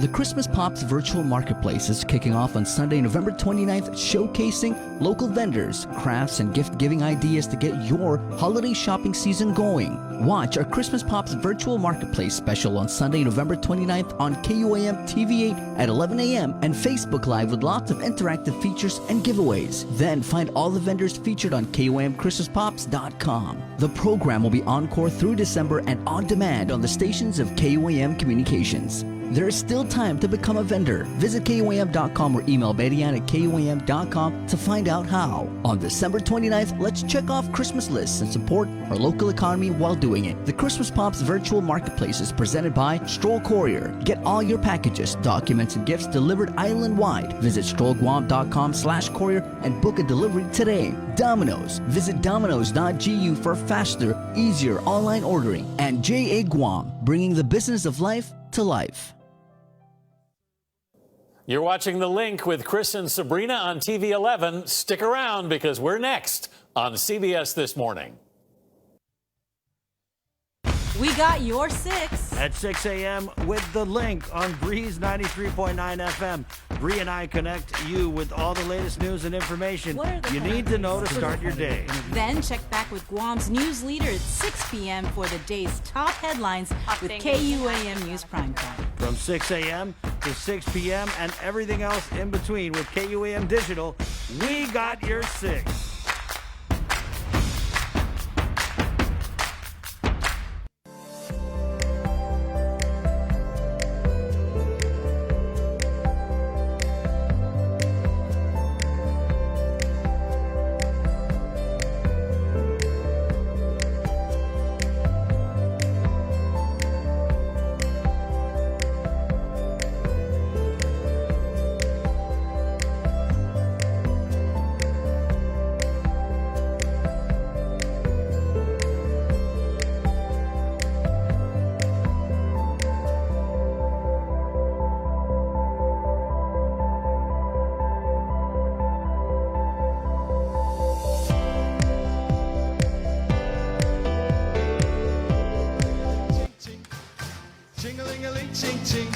Well, it's fine and good, it's going money the old tomorrow way.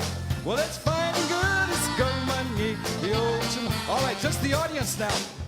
Ready? Oh, yeah. You know, I just realized I've been hearing that song for like, what, 35 odd years and everything like that. I want to say that's got like a real polka. Yeah. You know, kind of that umpapa, you know, kind of rhythm to it and everything, which is totally cool. Oompa loompa. No, not umpapa. Oh. It's Johnny Sablon. Wow. You know, I think he recorded this with St. Francis, I want to say. Ah. That's what I want to say. I think so. I was asking you during the break, I was like, have we got any Jimmy D?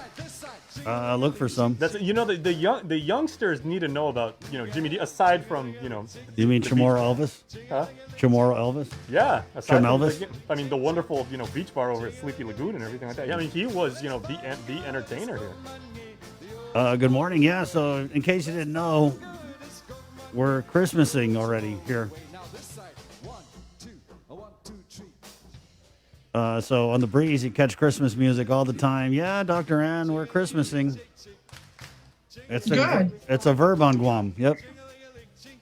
What are you going to Christmas me? Doc, so I don't know. What do you think? The car score, it's down to like 6 point something. 6.8. Wow. I don't even think we did anything. I thought it was going to be hard. Like, we're going to have to do all this stuff. And, you know, I mean, I just kept doing what I was doing. I washed my hands 832 times last week, though, so I think that in some ways I contributed to the car score going down. Well, the car score went up because of the big clusters that we saw at the congregate settings about 2 weeks ago. And it's gone down because the community's doing what they need to be doing. And we were just talking about this yesterday, about how we haven't seen a lot of influenza yet. Right. We did see a couple of cases that were COVID deaths that also had influenza, but we think it's because people are wearing masks and people are washing their hands. And I know everybody talks about the dengue outbreak last year in the fall, but earlier in the year, from January to around August 2019, we also had a shigellosis outbreak. And people are washing their hands. So we just haven't seen those kinds of cases either, because people are washing their hands. People are practicing good hygiene. We hope that continues because we're not out of the woods yet. And we have greater testing capability. They're going to start doing more community testing with the new Binax Now test, which is a really great test. I did it myself. You just basically swab yourself in both nostrils. You don't need a nurse or a medical professional to jab that thing up your nose. Wow. And they stick it in a little card and it gets results in 15 minutes. It's like one of those home pregnancy tests where you see the line if it's positive. Right. So they're going to be rolling that out. I believe they're going to be doing a lot more community testing. We were rolling that out to the clinics, and this will help. because the mask, that's the key, right? The increased testing ability and people still following the rules. And of course, we don't know what's going to happen. I don't know. I didn't go out and about yesterday to see what was going on, but hopefully it looked like it was a kind of low key Thanksgiving. People weren't having mass gatherings. So that's good. Is the Binex test is this the one that's for for symptomatic people? It's supposed to be for symptomatic people, but they are talking about using it for more kinds of mass testing. It's really good for congregate settings. It'd be really good once the schools open up and the school nurses could use it, to test kids who are symptomatic. But I'm not in charge of who makes decides on what they're going to do about the testing. And I believe they've been talking with the Surgeon General, the current Surgeon General, to include it as a easy mass testing kind of device. Yes, but it's supposed to be used for symptomatic people. But it can, I guess, be used if you are. Well, it tests for the presence of the protein, the antigen of the virus. So I guess it might be. It really depends on how many resources we have. Doc, so they seem to have a lot of tests, and they're rolling that out to the clinics and also for community testing. So how would that work, Doc, with the community testing? If it's like a self swab, they just like pass out the test. It basically is. You can swab yourself, and then it's a little card, and they put the solution in there, and then it looks like one of those. It's like a little card. It's much easier than the PCR, but you still have to do the PCR for backup. Molecular testing. So it's good that we have more testing capability to isolate people who might be asymptomatic and still have, they test positive, and maybe that's a good thing. We'll see. I don't know. We have 30,000 tests for the Binax. I hope we're getting more. We're supposed to get more as well. And I don't know that they're using this widely in the U.S. It might be just certain jurisdictions got it. I really don't know. You have to talk to someone else about that. Right. Doc, so when you talk about the CAR score being down, and so we had 43 positives out of 237 reported yesterday. Hospitalizations. That's good. Right. Yes, we're going down, but we're still compare badly to places like Hawaii. For our small population, it's still too high. And of course, we just had the 111th death. And there's always a lag time between infections and when people end up in the hospital and or die. So we're not out of the woods yet, but the end is probably in sight, because we also have the vaccine coming, and that's going to take several months, but we just have to continue to do what we're doing. And I don't think mask wearing is going to go away. I think people should probably still wear a mask. You're going through an airport, anywhere, think about 6 months from now. Next summer, you're going out somewhere to visit someone. I think masks are here to stay. I think like many of the Asian countries, it's just something you should probably do when you're in an airport or in an area where you're exposed to a lot of people, and you don't know what kind of nasty viruses or colds or flu or SARS that they have. So I think it's masks are pretty much here to stay, and hand washing should be here to stay. Come on, people. Come on, guys. What's the matter with you? What? Come on, guy. Wash your hands. I know you're right. It's a no. I know. It's just so simple. Hygienic practices, right? Washing your hands. I'm with you, Doc. Though I think I'm gonna keep wearing a mask even after the vaccine comes out, because I like this. It's a good look. There's a lot of mystique. You know what I mean? Well, nobody likes the masks, but people have gotten used to wearing it. I mean, it's a good idea. Yeah. If you're in a crowded place. I love my mask. Me too. Doc, do you wash it? You're supposed to wash those cloth masks. I do, Doc. Doc, when we had you on a couple weeks back, you were talking about the deaths and how there's a possibility that we could end 2020 with COVID being, I think you said, second or third leading cause of death on Guam. Yes. We're still on track for that, or are we? We're still on track. It's probably going to be number 3. Cancer and heart disease are always, it's heart disease and cancer are the number 1 and number 2. And then it varies based on what's going on the island. But I think it's going to be number 3.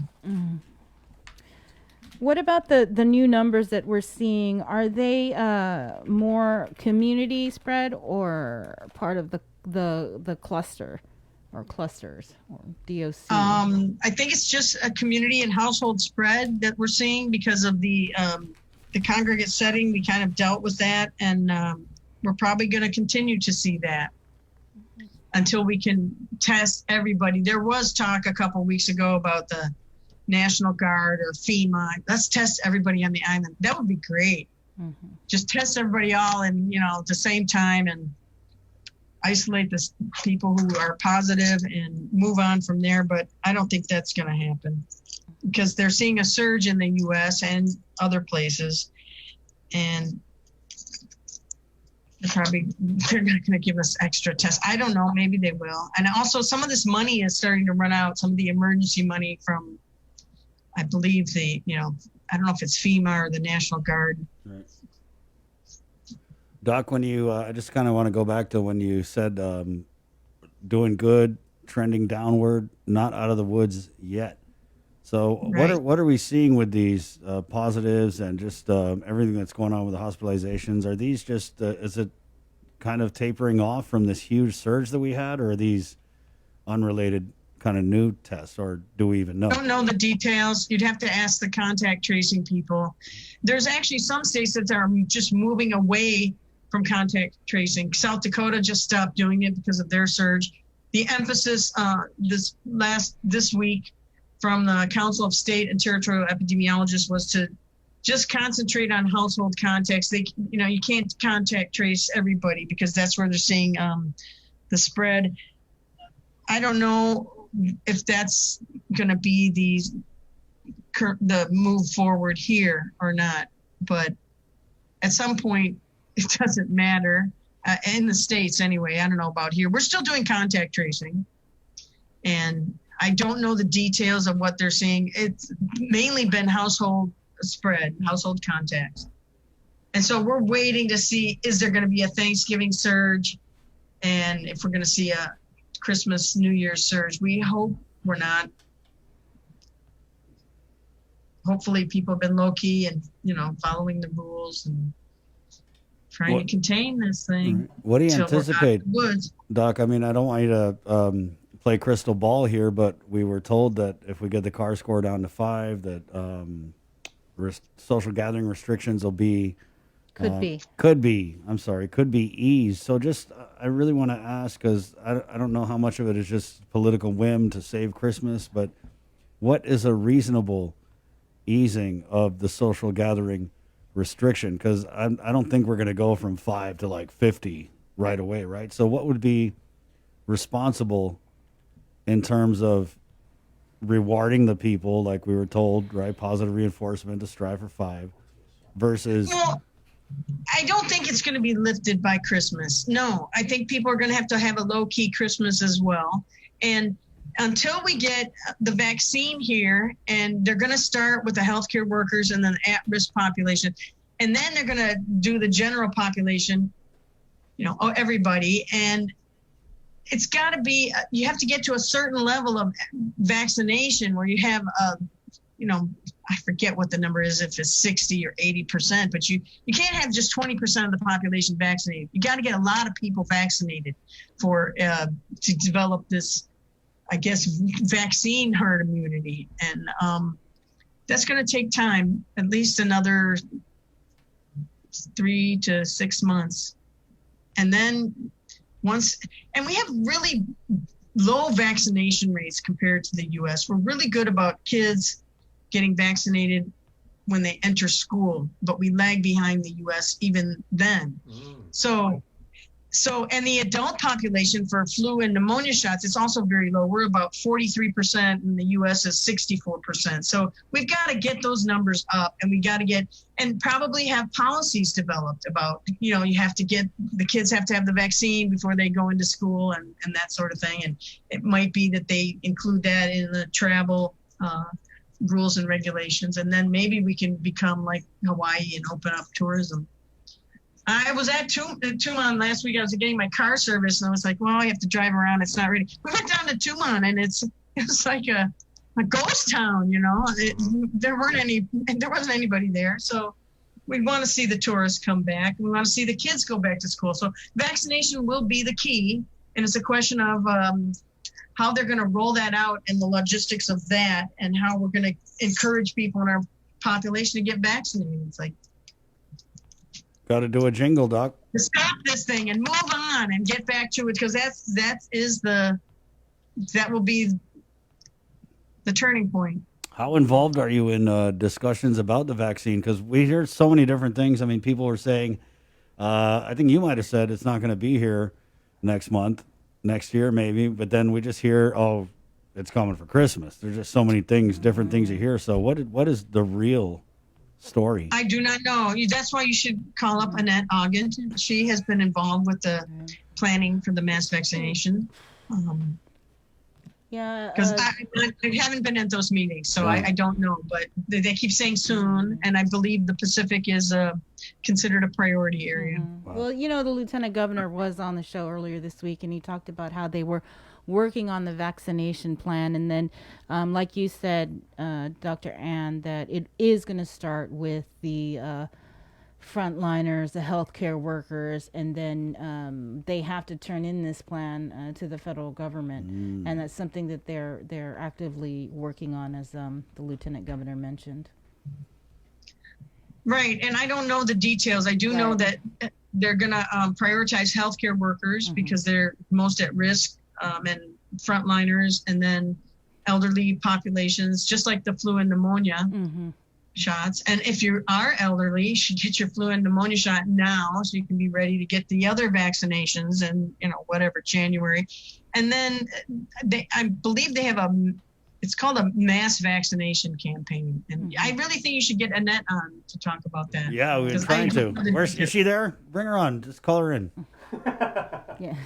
Yeah, but the lieutenant governor did stress that it doesn't mean that it's going to be a while for the rest of the community to be able to avail themselves of this vaccine. Right. So again, we're not out of the woods. Mask wearing, washing of hands, social distancing. It's not going to go away in a month.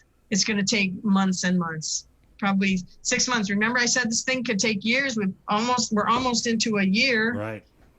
So it just takes time, and it is a pandemic. It's not something that is just the flu season or you got a cold. So, Doc, what do you think though? In looking at the surges that are going on now stateside, do you see any of that surge making its way here?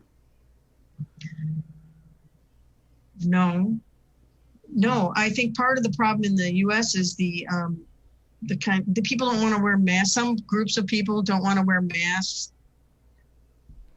The crazy people. I was just talking to my mother on the phone the other day because where's she it's at? Thanksgiving time. No, they do. They don't even go to the store. My mother's elderly, and my stepdad. It's like they get food ordered online, and then somebody brings it to their house. They don't go to church. They don't go anywhere. They're not doing Thanksgiving. Wow. They're just trying to wait this out because they know they're at risk. Where are they at? For death, for severe outcomes because they're elderly, and my mom has cancer, and she's worried that she gets this thing and she could die. Yeah. So, and there's other groups of people who that's everything's, let's just do whatever we want because we have the right not to wear a mask. I think that's part of the problem in the U.S. and part of the problem with the surge. Where's your mom? Michigan. Okay. Yeah. Yep. Yeah, it's different in different areas. Like my sister's in Florida, and where she's at, I see them post pictures. They're going around with no masks. Right. But then my mom was in Kansas, and she went over to visit her brother in Virginia, and they just sent over a picture in the family chat, and my mom's brother and his wife are not wearing masks, but in the picture, my mom is. So I think it's because she came from Kansas, and I know they're having some cases there. I'm not even clear which states it's hot in, but it's interesting to me when you see people not wearing a mask. It really sticks out, right? Right. And earlier in the summer here, or dry season, June, July, we had some issues with the military, but they've really cracked down on their population. So they haven't seen they're really following the rules. And I guess the threat of fines here for Thanksgiving has helped. So we aren't really seeing problems with the military and, people going out and about. They really cracked down on them. It's more of the local community, and could be asymptomatic spread, but that's why we just can't give up what we're trying to do. We need to continue. Just stay with it all and wash your hands, wear your mask, social distance. It's going to be here for a while. We still have to do this. And I know it seems like it's never ending, but it will end soon once we get everybody vaccinated, or a good proportion of our population. All right, Doc. Gotta love the realness here with Dr. Ann Pobutsky. You know what I mean? Well, public health isn't easy. It's all about prevention. That's what all of that is, prevention. Right. Washing your hands, practicing social distancing, wearing a mask. It's all part of it. What's it like with the department, Doc, and just the people you work with? What's the morale like as we hear this phrase thrown around, COVID fatigue? Well, our problem is we don't really have a central public health anymore. And so we're all dispersed. We just moved again, and this is our, I think, second week here now at the ITC building. People are in different places, and that's been really hard. This has been during a pandemic to have to move, and if we had the fire. And, this is time for thinking about, we really need a good public health facility and a really good public health hospital. And they're gearing up. There's monies for building the regional and Guam Public Health Laboratory and a mobile lab. So there's monies here now for this kind of thing. And hopefully that'll help us in the future if we get these places that are centralized. I don't know if they're going to centralize it, but definitely having a regional public health lab and the mobile lab will help us. So there's monies there. And we hope that people will see buildings going up in key places. I believe they're thinking about the Northern Regional Health Center. There's some land there. And that's where the modular, it's called not a mobile lab, it's called a modular lab, and it will be shared with the Public Health Laboratory and the Division of Environmental Health, the mosquito folks, and they do the environmental stuff for foodborne illnesses and so on. So those are the kinds of things I hope to see in the next couple of years as we move forward. We really do need a public health infrastructure, because public health has been underfunded for 40 or more years. I've said this before early on. I remember when they used to have community health centers in almost every village. Right. You just went to Central when you needed, to go to the pharmacy or whatever. And that's for baby checks. And, if you had an emergency, it was usually right next to the fire station and the EMTs. And a lot of that just went away in the 80s and 90s and disappeared. The money dried up, and and this is nationally, public health infrastructure has not been well funded, and it tends to be reactionary rather than proactive and planning for pandemics and so on. Is the community health center in Arahan still open? They're talking about opening it up. I believe there were some issues with the air conditioning, but yes, it is functional. They've moved people out, and they're planning to move people in. They're planning to open it up soon, I believe. Okay, yeah, because that's a really great building. Yeah, it's a really functional building. And it's still kind of new. Yeah, it's pretty new. It is. It's I believe I there's also toured stuff it. stored there from the fire. They had to use it as a storage facility. So there's movement there. Yes, it's a beautiful building. And there's like a mini pharmacy and a mini lab there. It's almost like a mini hospital. Like I've seen it. It's really, really nice. It's kind of sad that it's not being used. Well, tell the community to push for it. Why isn't the Southern Regional Health Center open?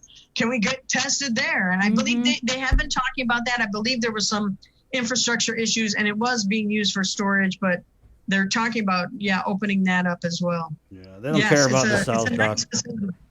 They don't care about the South. That's it. That's all I'm going to say. Until it's election time. Well, people can drive down there. Yeah, it's a drive, but people live even down if you're there. in Central, you can go down to Inaran and get tested if that's where they're doing community testing. Right. It's not that bad of a drive, Mololo, Inaran. It's beautiful. It's kind of nice. Is it some place where they can put the lab and put the contact tracers and instead of renting out like the ITC building?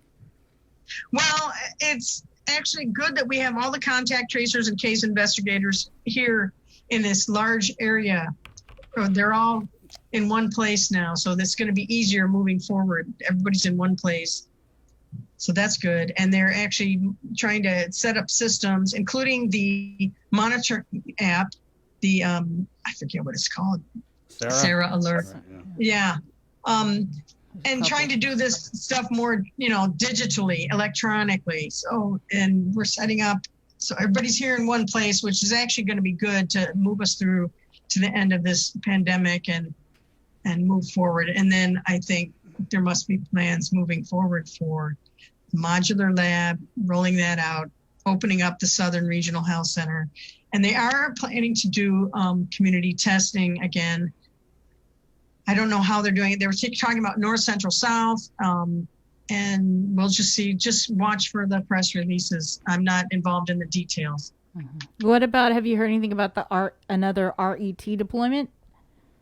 Rapid engagement team? You mean the rapid engagement team? Yeah, well, the problem is they were talking last week about how it's really not rapid. It takes time to plan for these things. So they're moving more to a community engagement model, working with the mayors and or communities at risk. And we're trying to get some more data to everybody. I know everybody wants the numbers and all that, but we moved and we've got some new people coming on board, and hopefully we'll have Stephanie's churning out the daily numbers, but we're hoping to get a weekly report out soon with more of the details on the hospitalizations and characteristics and all that. But the numbers are there. We're trying to keep track of it every day, and the hospitalizations, and we work with everybody involved to keep on top of what's going on. So so everybody's in a central place right now. So that's going to be good moving forward until they figure out where to put public health. And you think this would be a great opportunity when there's money. Let's build a better public health facility. And we're going to get the modular lab, and they're talking about the regional, the Guam Public Health Lab that would also be a regional lab to help the jurisdictions and their testing, because we're closer than Hawaii, could do the testing here, and beefing up the staff, that's ongoing. And it's helping. We're getting more people on board, and that's been helpful, and we're all in one place. So we're better equipped right now if there is a surge. So I don't think there's anything rapid going on. Like, we can't predict where the hot spots are. We just can't. Yeah.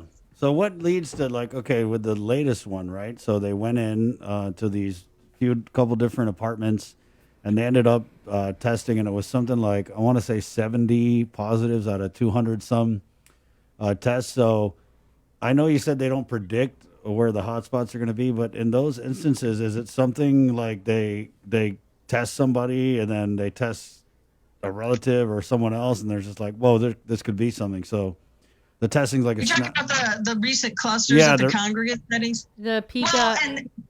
That's where the testing's going to help, because the Binax test is really good for those kind of congregate settings like DYA, DOC, barracks, schools. So as our testing capacity continues to increase, that will really help us figure that out. Like where are these hotspots? The problem with that, the barracks and the subcontractors, is a lot of them were asymptomatic. Wow. And we can't predict who's asymptomatic. We don't know until you test somebody. So testing is continuing to increase the testing capacity, and that's going to help us get through this as well. Okay. Oh yeah, hold on, Doc. Jason has a question. Just take it with a grain of salt. No, not a question, but a comment in several of them, Doc. Because I know you said obviously, this year has been unbelievably, stressful for you, and there's been a lot of long days, long nights, and everything like that. And I even think it was almost a year ago when I met you for the very first time, when you were mentioning the dengue outbreak, when we did that press conference at the Northern Public Health Center, and I was live streaming that. That's the first time I met you. But there are several people in our chat room right now that are saying, thank you, Dr. Ann. Every time you come on, we really appreciate the information. You're getting a lot of support from the community right now, and people do genuinely appreciate what you do and the tireless effort that you're putting out. So we just wanted to share that with you. And, people do have your back here, and they really appreciate it.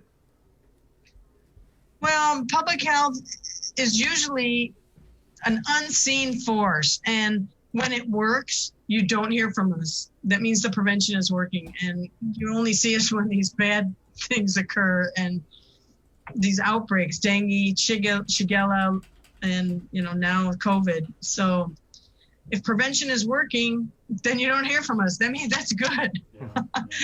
That means people are getting vaccinated, their kids vaccinated, and pregnant women are going to see their doctors and all of that, and older people are managing their chronic diseases, and we kind of stem the infections, and we make sure people are getting treated with sexually transmitted diseases. That's actually the biggest numbers we always see, and people don't realize how common communicable diseases are, because we're always addressing the issues: STDs, Hansen's, tuberculosis. We're always in the background. Maternal child health, those kinds of things. And when public health works, you don't hear from us. When things aren't working, that's why we're here to embrace the community and help them help us, because we can't do it alone. We can't. We have to have the community. Public health is community health. Bottom line. Well, there you go, Doc. Thank you. Okay. Happy Black Friday. Buy us everything. Happy Thanksgiving, and everybody have a safe holidays. Keep the faith. Keep doing what you're doing. Thank you, Doc.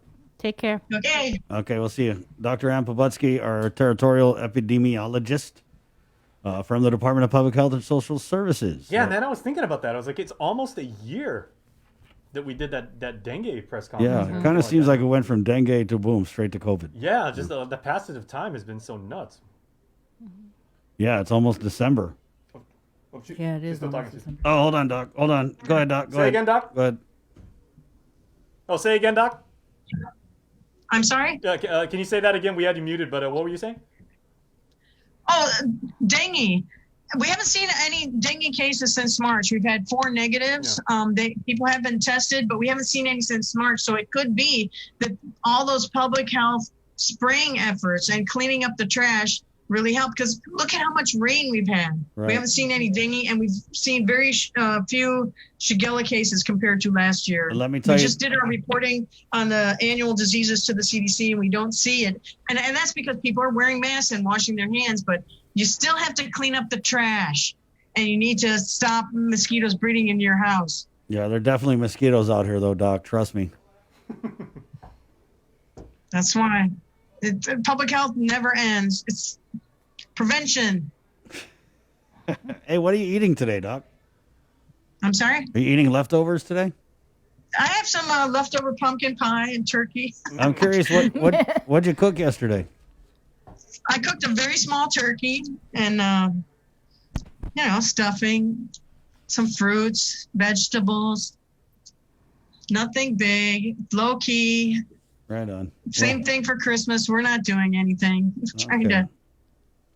Next year. Right, next year. We'll all be vaccinated. Right COVID on. will be over and something else will turn on. Oh, I hope Oh not. no! don't start with that. You never know. That's why we're doing more preparedness and planning for the future. Thank you, Doc. Bye for real now. Okay. Adios. Okay, Esta. We're KUAM FM and Agotnia, Guam. Again, Dr. Ann, thank you so much for your time. We'll take a quick break and coming back with more of The Link on the Breeze. 93.9. Good morning, Guam. There's nothing that can brighten more spirits than the beauty of Christmas decor and holiday lights. And with our Making Spirits Bright segments brought to you by McDonald's of Guam, KUAM Communications wants to showcase everyone's efforts. Send us photos of your decorations via social media messenger, direct message, or email to promotions@KUAM.com to add to the spirit of the season. Find segments every Friday in December on the social media platforms of KUAM News and showcased in a weekly montage of KUAM News Weekend Edition. Making Spirits Bright is brought to you by McDonald's of Guam.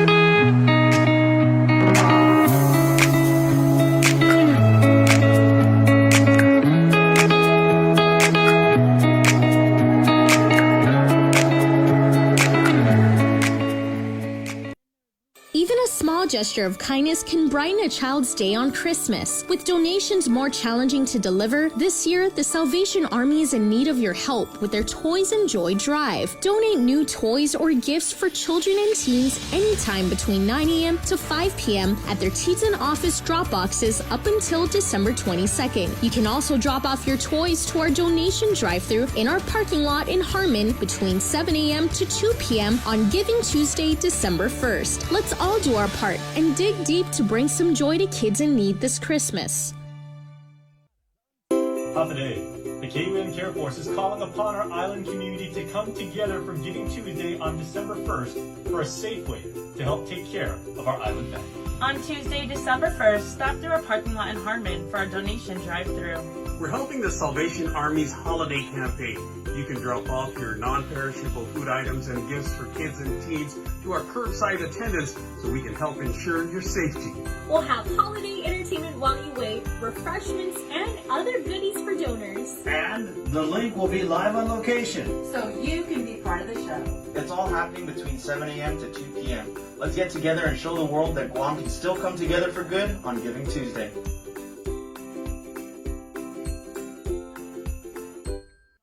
GU Self-Storage, conveniently located near the Harmon McDonald's. We offer affordable rates, online payments, and auto bill pay for your convenience. Plus gate access daily from 6 a.m. to 9 p.m. Call us today at 648-7867 for more information. Thrive, a coalition for a drug-free Dedido, is an active partnership of community members and leaders committed to a vibrant, resilient, and empowered Dedido. It takes a village to raise healthy and drug-free youth. Thrive with us. Find us online or email thrive@westcare.com. The holidays are almost here, and we could all use an extra dose of cheer and joy this year. So, we're breaking the rules and giving you a holiday head start on Breeze 93.9 FM. Throughout the months of October and November, listen to the special holiday head start blocks of all the season's favorites from 2 p.m. to 3 p.m. and again from 8 p.m. to 9 p.m. Let's try to make spirits bright and make this the most wonderful time of the year. Happy holidays from Breeze. Half a day in Mabuhay. I'm Ann Pobutsky. I'm the territorial epidemiologist for Guam.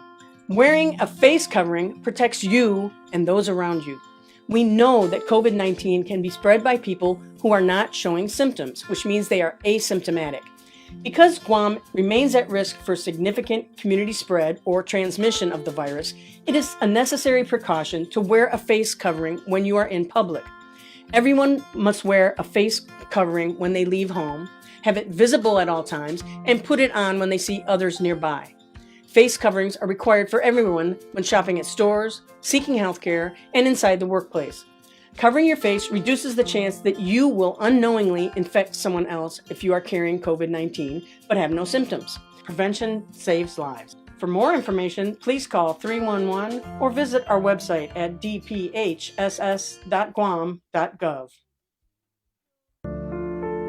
These are some of the signs that someone is thinking about suicide. Talking about wanting to die, excessive guilt or shame, and feeling like a burden to others. Feeling empty, hopeless, trapped, or having no reason to live. Feeling extremely sad, anxious, agitated, or full of rage with unbearable emotional or physical pain. Other signs include changing behavior, such as making a plan or researching ways to die, withdrawing from friends or saying goodbye, giving away important items or making a will, taking dangerous risks such as driving extremely fast, displaying extreme mood swings, eating or sleeping more or less, and using drugs or alcohol more often. If you or someone you know is showing these warning signs, get help as soon as possible. Call Guam Behavioral Health and Wellness Center's crisis hotline at 647-8833 or 4.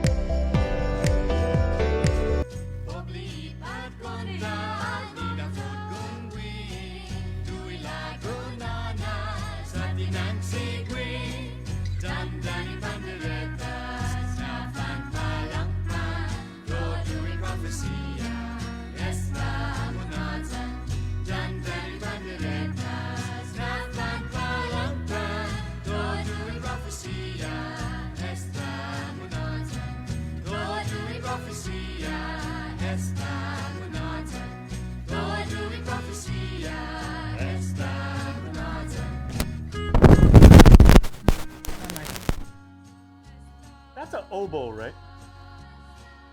Huh? That's an oboe. Who are you right? calling a hobo? No, not hobo. That's an oboe that they used to play that part. Yeah. So what's that?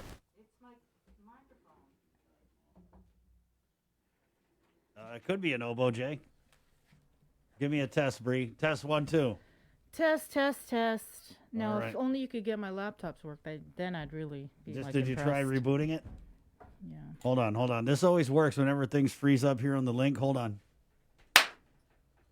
No, that's not it. It's not a clapper? Sometimes if you just clap. That's your moral tech support right there, huh? That's it. No, when they freeze in the Zoom room, I'm always like, hey, you got to make it scared. And it starts working. Good morning, guys. Good morning. It's Black Friday, Brown Friday in here on the Link, the Breeze, 93.9. Proudly brought to you by Dial Rent to Own. Carrier for all of our aircon babies out there, keeping it cool. 647 cool.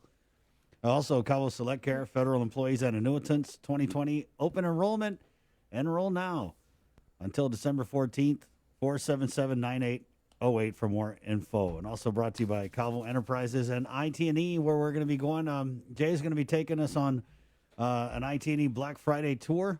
That's coming up around 9:30 or so right here on the link. And also our friends at the Thrive Coalition will present in a bit a sneak peek of the One Micronesia podcast. Also, you know they can give you guys a ticket now, right?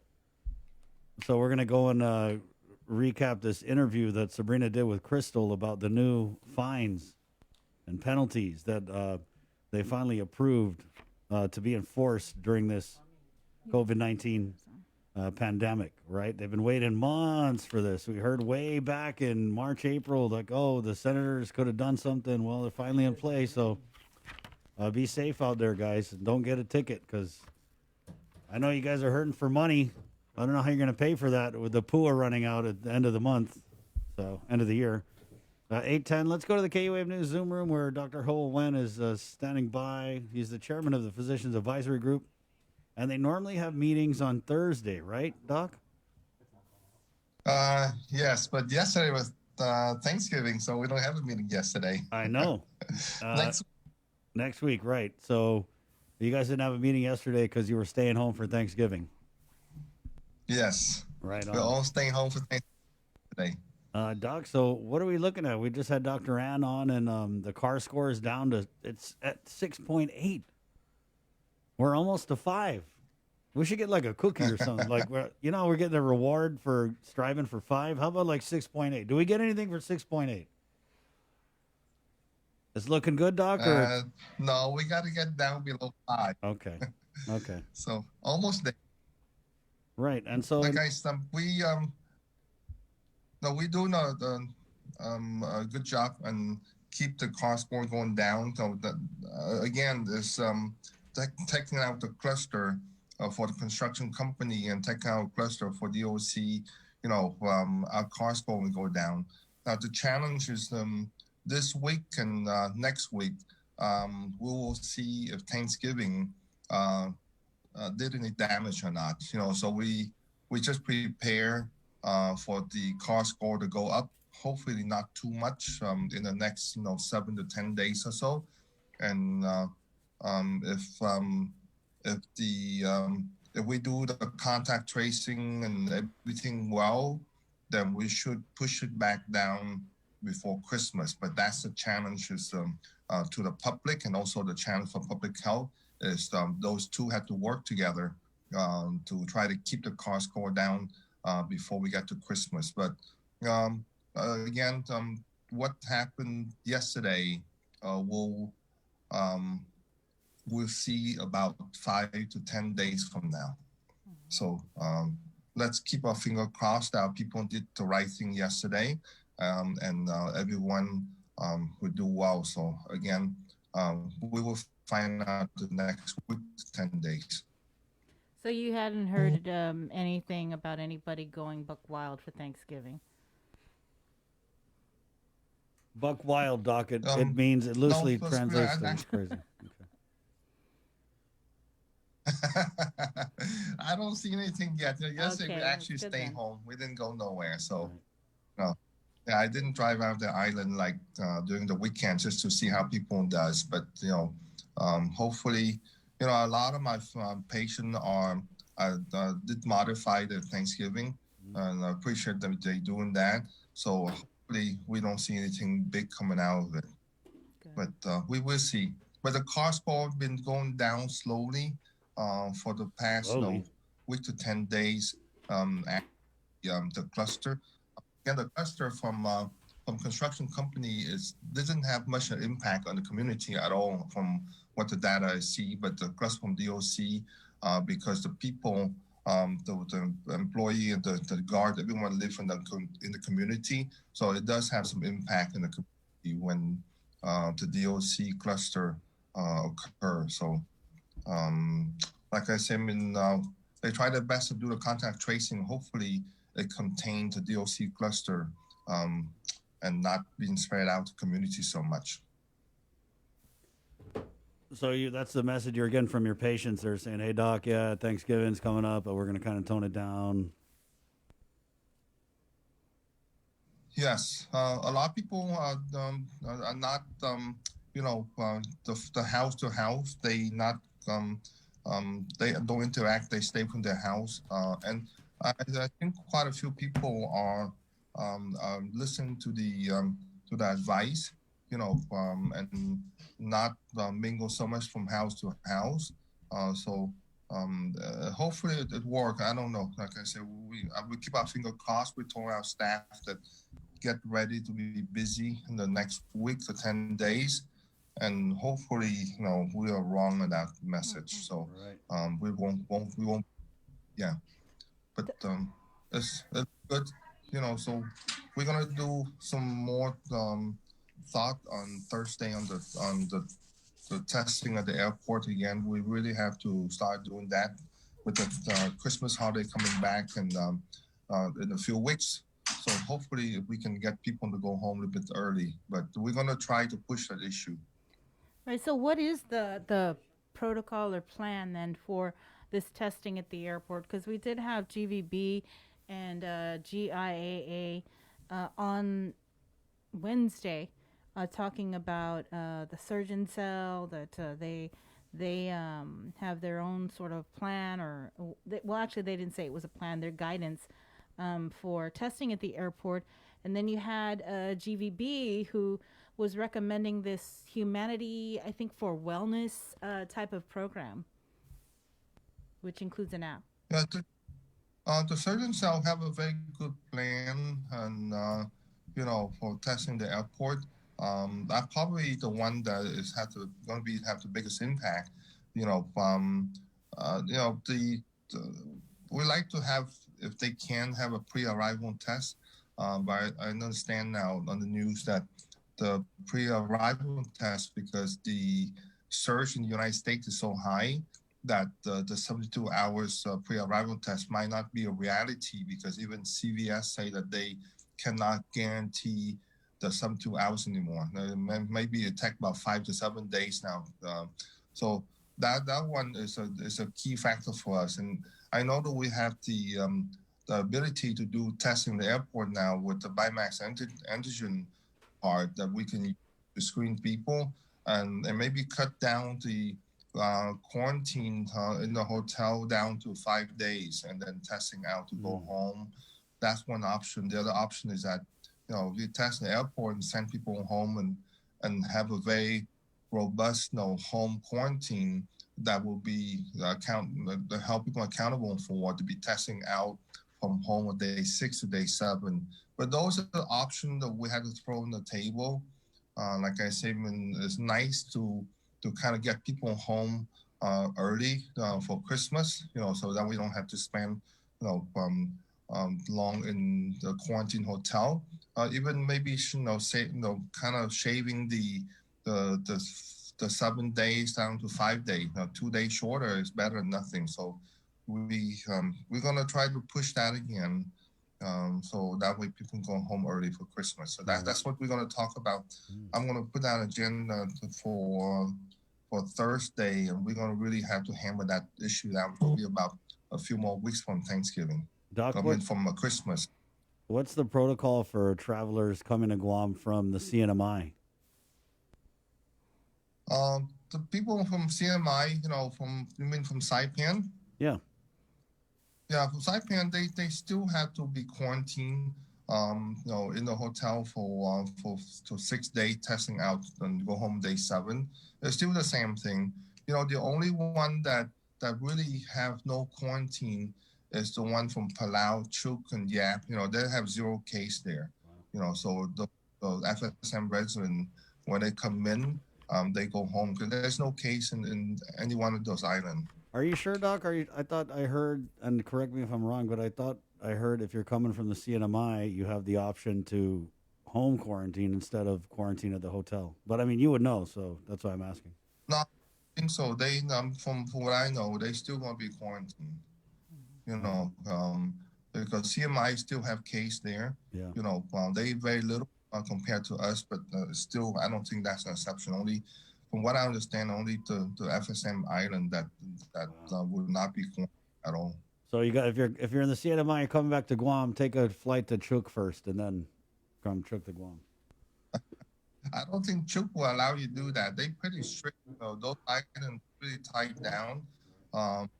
So basically, you can't even fly there at all. Unless they have a very stringent 14 days quarantine somewhere before you fly to the island. So you gotta be tested. So that's why as I read in the newspaper yesterday that there are a few islands in the world that basically is 0 COVID just because they shut down any type of travel. Right. And it's very strict on those things. So CMI, they still want to be quarantined. Doc, you know how the CAR score is at 6.8 now, and when we strive for 5, if we get to like 5, would the Physicians Advisory Group then make recommendations to the governor, and what would those recommendations be? And how soon after reaching 5 would we implement them? You know, you have to reach down to 5, and you have to stay down to below 5 for 10 days to 2 weeks. You know, you cannot just get down to 5 and then bounce back up.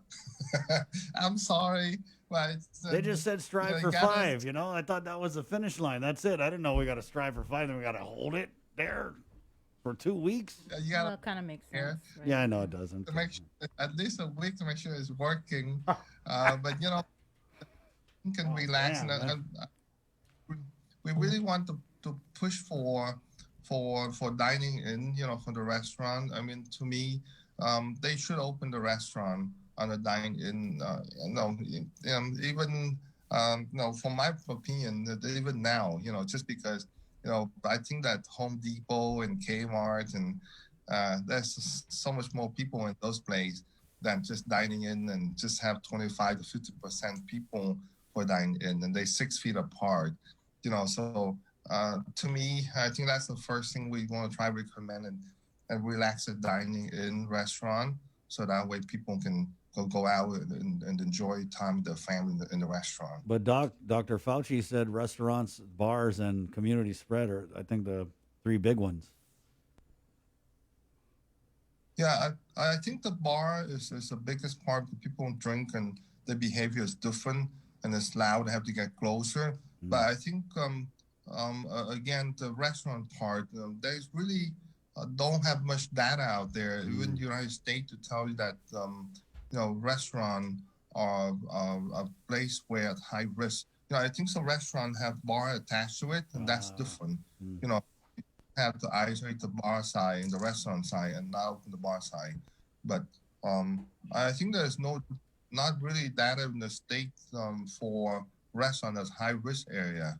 You know, so I think that's if we get down to cost part 5, the restaurant will be the first one we're going to recommend for dine in. At at least 50% capacity or something. But they a lot of restaurants in Guam, they do a very good job in their guideline to try to keep the infection to be spread in the restaurant. So that's.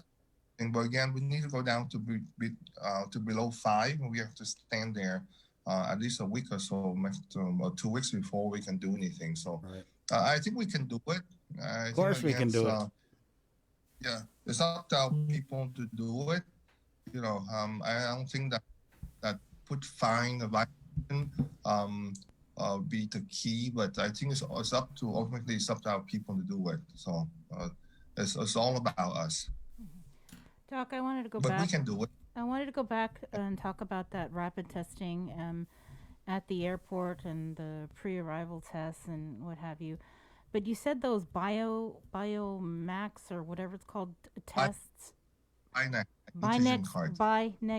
What? Binax. Okay. It's Binax. It's BINAX antigen card. You had mentioned this before, and I thought, and public health was talking about how they were going to use these possibly for the mass testing that they plan on, or community testing that they plan on reintroducing. Can you explain, because when we had you on, you said they were for symptomatic patients. Yeah, we have, at first that's a guideline from FEMA, but then the Surgeon General are pushing for the Binax to be used for screening. Again, it's not 100% like the PCR, but we do that. It gets 60-70% better than nothing. And it's really, really fast. It's 10 to 15 minutes, and it doesn't need any machine, any device to do it. It's just like a card. So that's something that, again, we will miss some, but if we can catch 60-70% of people in asymptomatic that carry the virus, it's better than nothing, right? So PCR take at least a day or 2 to run. So it's something that we do a whole lot, and we do a lot of education on monitor the symptom. We can go forward with that, So again, we use the best tool that to move, and the one that's the cheapest, right? I mean, those things are no cost from HSS rather than PCR costs you anywhere from $100, $120 to run. So that's why the logic is use the Bionex as much as possible. Okay, so the plan is, this is the surgeon cell plan? No, this is the United States Surgeon General. It's No, just, I'm talking about the rapid testing using the Bionex rapid test. This is that's his recommendation. Okay. So. And then if they test negative, you would be able to home quarantine.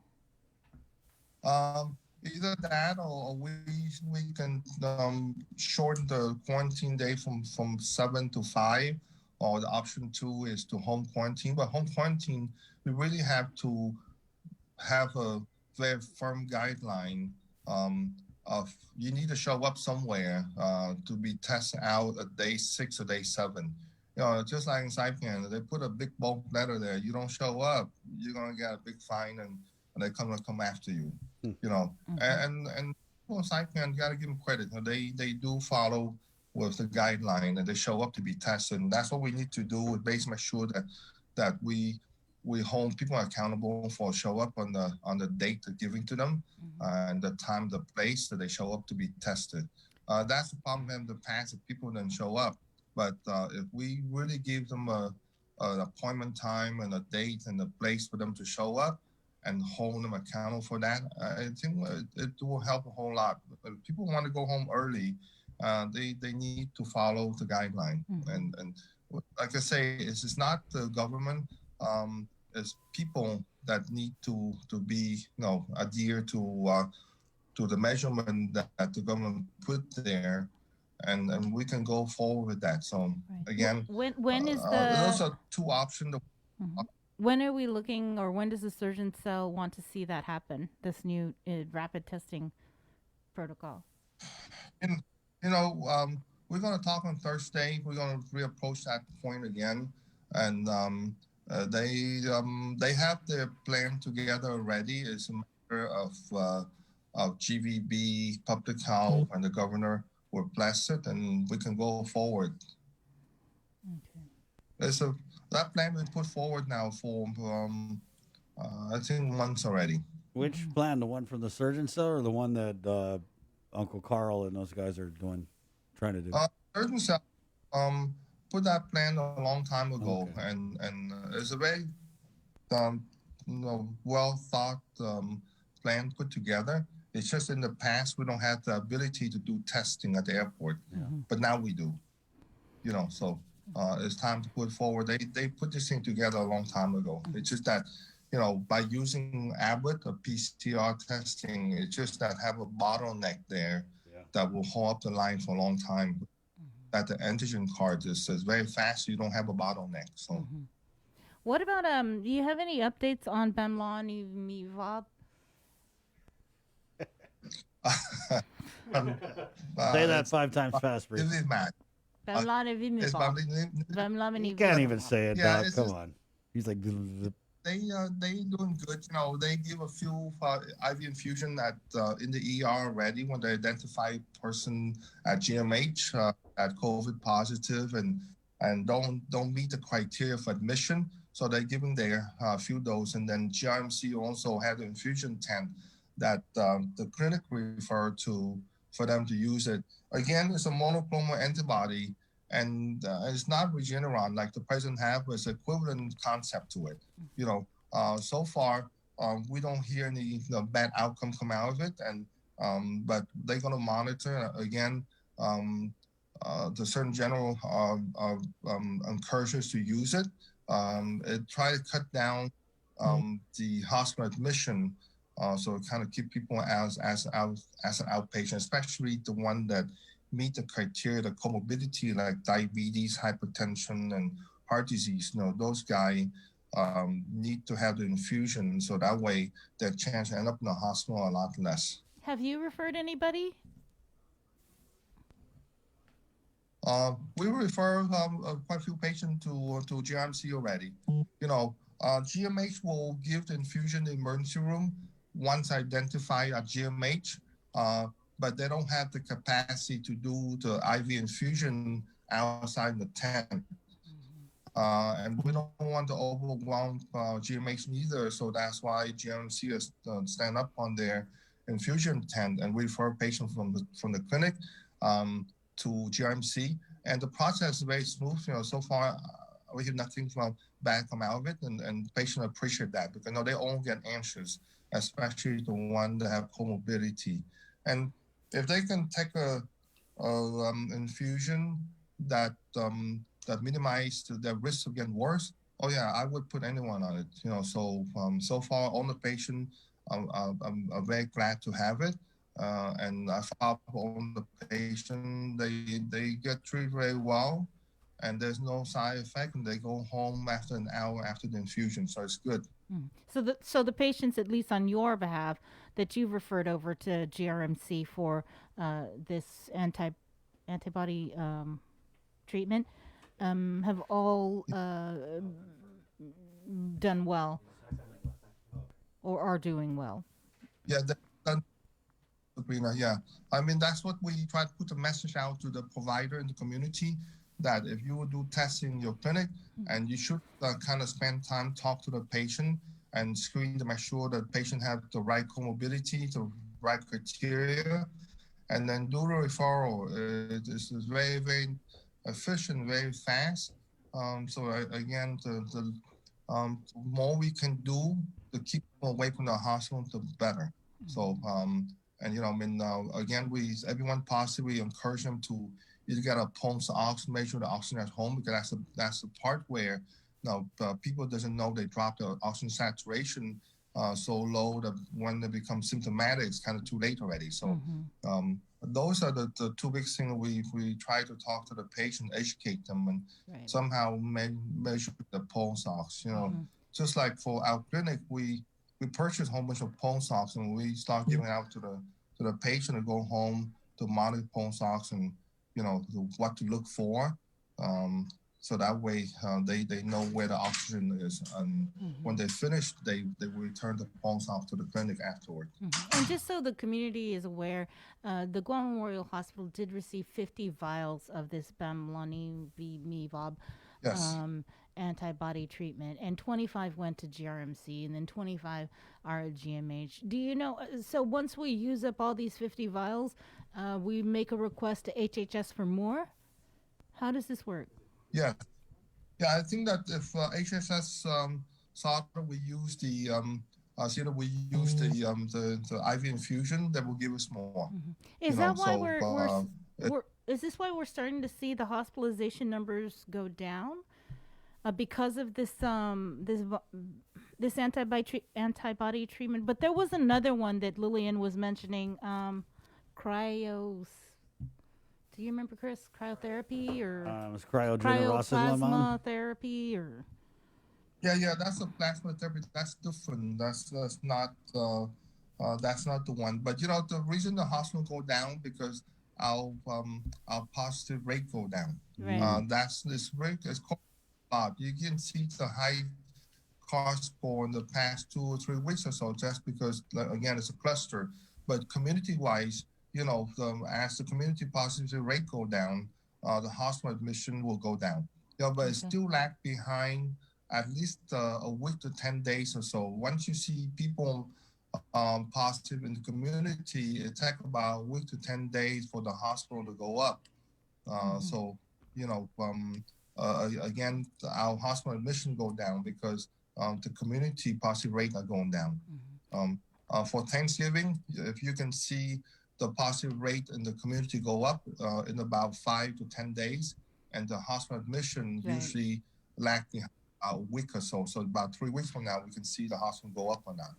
How involved are you with this vaccination plan that the governor and lieutenant governor and public health are working on?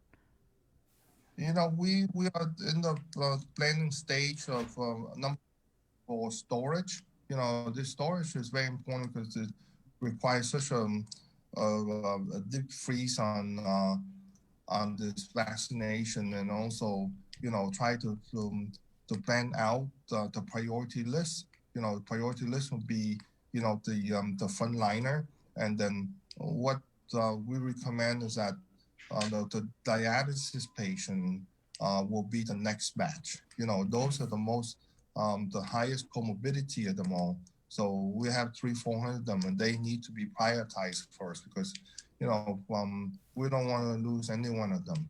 So those, and they go down the list of who had the comorbidity from that. But when it's going to come, I don't know. There's a lot of politics in this thing, so maybe the end of December, early next year. But if I'm putting my basket, it would be probably early next year. Okay.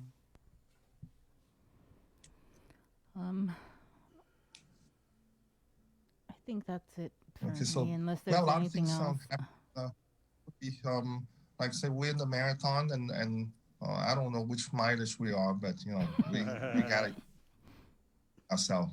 All right, thanks. Until the vaccine. Okay. Right on, Doc.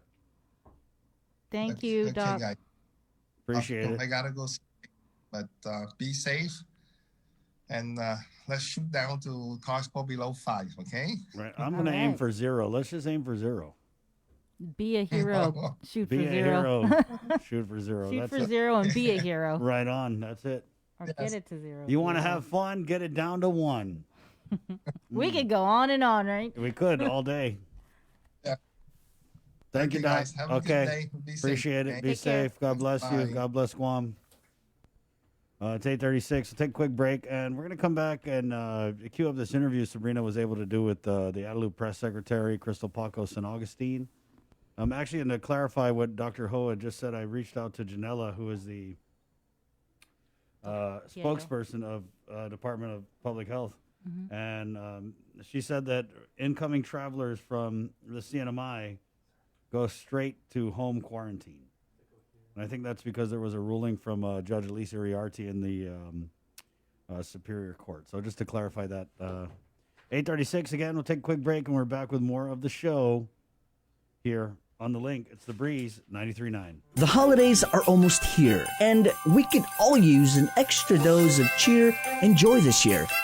So, we're breaking the rules and giving you a holiday head start on Breeze 93.9 FM. Throughout the months of October and November, listen to the special holiday head start blocks of all the season's favorites from 2 p.m. to 3 p.m. and again from 8 p.m. to 9 p.m. Let's try to make spirits bright and make this the most wonderful time of the year. Happy holidays from Breeze.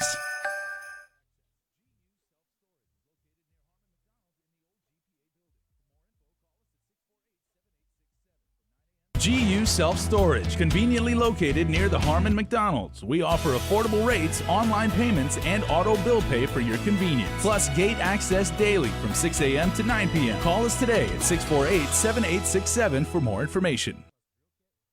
Thrive, a coalition for a drug-free Dedido, is an active partnership of community members and leaders committed to a vibrant, resilient, and empowered Dedido. It takes a village to raise healthy and drug-free youth. Thrive with us. Find us online or email thrive@westcare.com.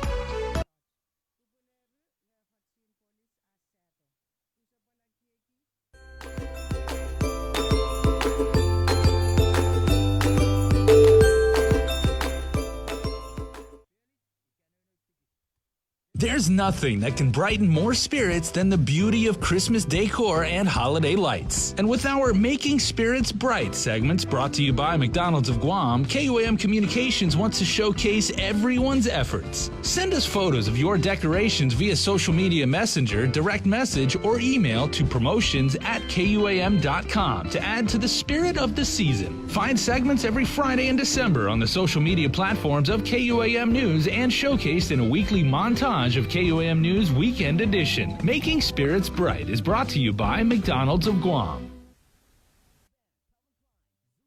Even a small gesture of kindness can brighten a child's day on Christmas. With donations more challenging to deliver, this year, the Salvation Army is in need of your help with their Toys and Joy drive. Donate new toys or gifts for children and teens anytime between 9 a.m. to 5 p.m. at their Teton office drop boxes up until December 22nd. You can also drop off your toys to our donation drive-thru in our parking lot in Harmon between 7 a.m. to 2 p.m. on Giving Tuesday, December 1st. Let's all do our part and dig deep to bring some joy to kids in need this Christmas.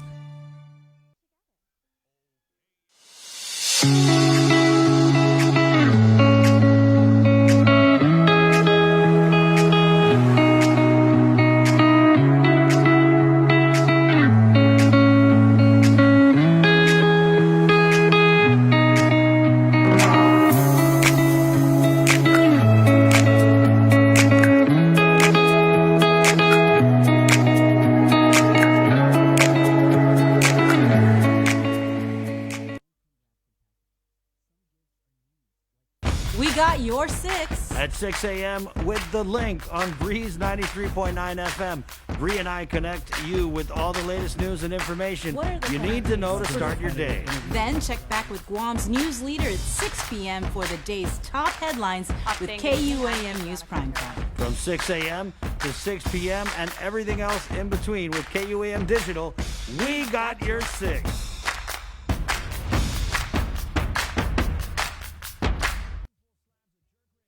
Our frontliners have been working tirelessly to keep us safe, and now they need your help to get our island back up and running as safely as possible. Did you know your smartphone can be one of the most powerful tools in our fight against COVID-19? That's why we're bringing you the Guam COVID Alert Exposure Notification app. This app works by letting you know if you've been exposed to someone who's positive. It's completely voluntary, and more importantly, it's completely anonymous. It does not track who you are or your location. Researchers at Oxford University have found that for every 100 to 200 downloads of the app, it can prevent 100 infections and save one life. Add your phone to the COVID fight by going to guamcovidalert.guam.gov or download it from the App Store or Google Play now. Help Guam stop COVID-19. Half a day. My name is Chimamba Kwem, Tuberculosis Enhancing Disease Program Manager for the Department of Public Health. As Guam continues to deliver critical services during this unprecedented time, we must do everything in our power to protect the health and safety of our people. Continue to encourage wearing a face covering, practice social distancing and washing hands. These practices are becoming especially important as we begin to reopen our great island. Prevention saves life. For more information, please call 311 or check out our website at dphss.guam.gov.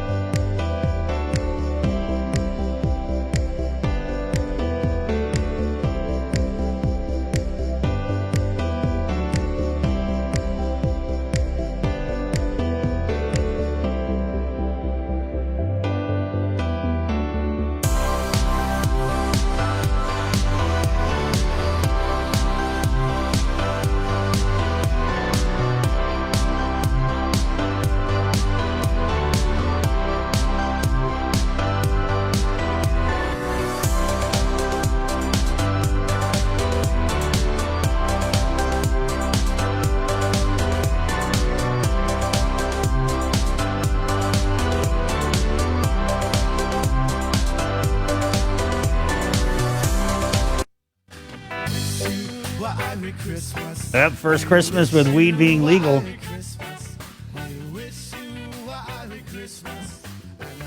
I actually got some clarification on that earlier.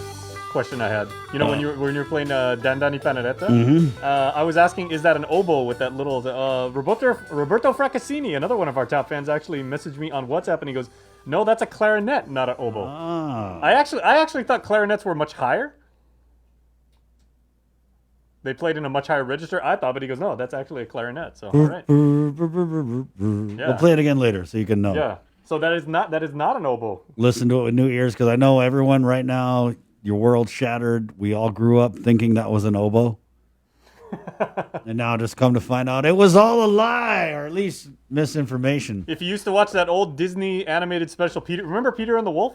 Yeah. Where they had I think the wolf was like everybody was like a different instrument and everything like that. I thought it was. Remember that, Bree?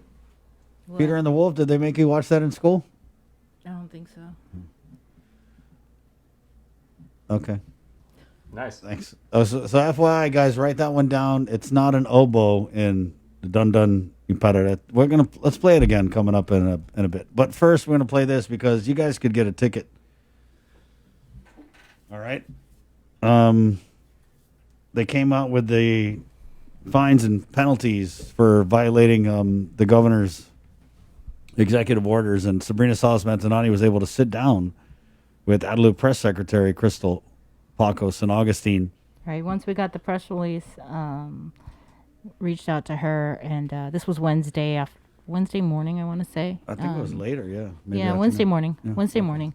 And she did a Zoom interview to kind of break it down because we wanted to get the word out to people because it was the day before Thanksgiving and it went into effect on Thanksgiving. Yeah. Funny thing is, I was just walking out of the office and Bree's like, "Oh, we got Crystal on the line." I was like, "Oh, here we go, about face." Right. Great interview, though. And I wonder if that had anything to do with the kind of, just from what I'm hearing from people, a toned down Thanksgiving. Was this announcement that, hey, we could fine you $1 million? Well, it's not $1 million, guys. Figure at this point, though, we're all so broke. I mean, $100 is like $1 million. Well, if you continue to violate and you make that many repeats and everything like that, you probably could rack up $1 million bill. But and so Crystal was able to shed more light on these fines and penalties and the process and all that stuff. Yeah. Okay, so we'll let you be the judge of that, and we're going to play this now again. Sabrina Salas-Mantanani interviews Adelup Press Secretary Crystal Pacos and Augustine right here on the link. It's The Breeze 93.9. Good day, everybody. Sabrina Salas-Mantanani. I am with the Governor's Communications Director, Adelup Communications Director, Crystal Pacos and Augustine. If you haven't heard yet, beginning tomorrow, Thanksgiving Day, Public Health will be working with the Guam Police Department to begin issuing fines and penalties for those who are caught violating the governor's executive orders and public health guidance and directives. And Crystal, if you could just break this down for us, because I know that the last time we spoke with you on the link Monday, you were talking about how that you guys were working on the formal process for the implementation of this in terms of when or if anyone wants to challenge these citations. But let's just start with the actual offenses and the fines and penalties that could be assessed. Okay, Bree. Yes, so effective Thanksgiving, almost at Christmas, effective Thanksgiving Day, that's November 26th, Public Health in coordination with the Guam Police Department will be enforcing that public health guidance memoranda and directives. The first offense for people caught violating, our social distancing mandates for gathering in excess of 5 people or more, not wearing masks and the like, the first offense for individuals is $100. For that second offense, individuals will be fined $250, and for that third offense and all offenses following after that, it's $1,000. And so for businesses, it's a little different, a little higher stakes. We're talking about first offense for businesses and nonprofit organizations. That first offense will be a $1,000 fine.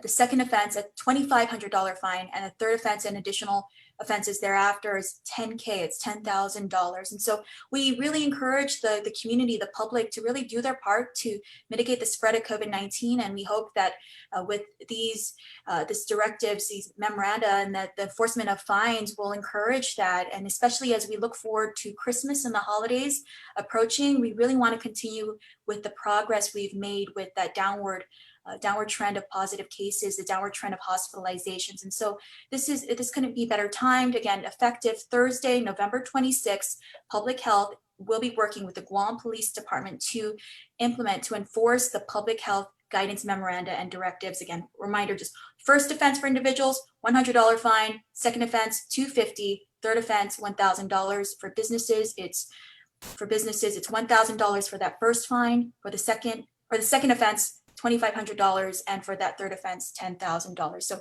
to give you a little history of how we came here, of how we came to today, is that, last week, Public Health actually adopted the draft regulations, and this followed public hearings on the draft enforcement regulations. We had those public hearings, we had 2 public hearings, and we had received very valuable input from the community. And one of the biggest changes, I understand, came with the misdemeanor charge. That was what was actually removed from the draft enforcement regulations, and that actually came from public input provided at the public hearing. So we did take that into account.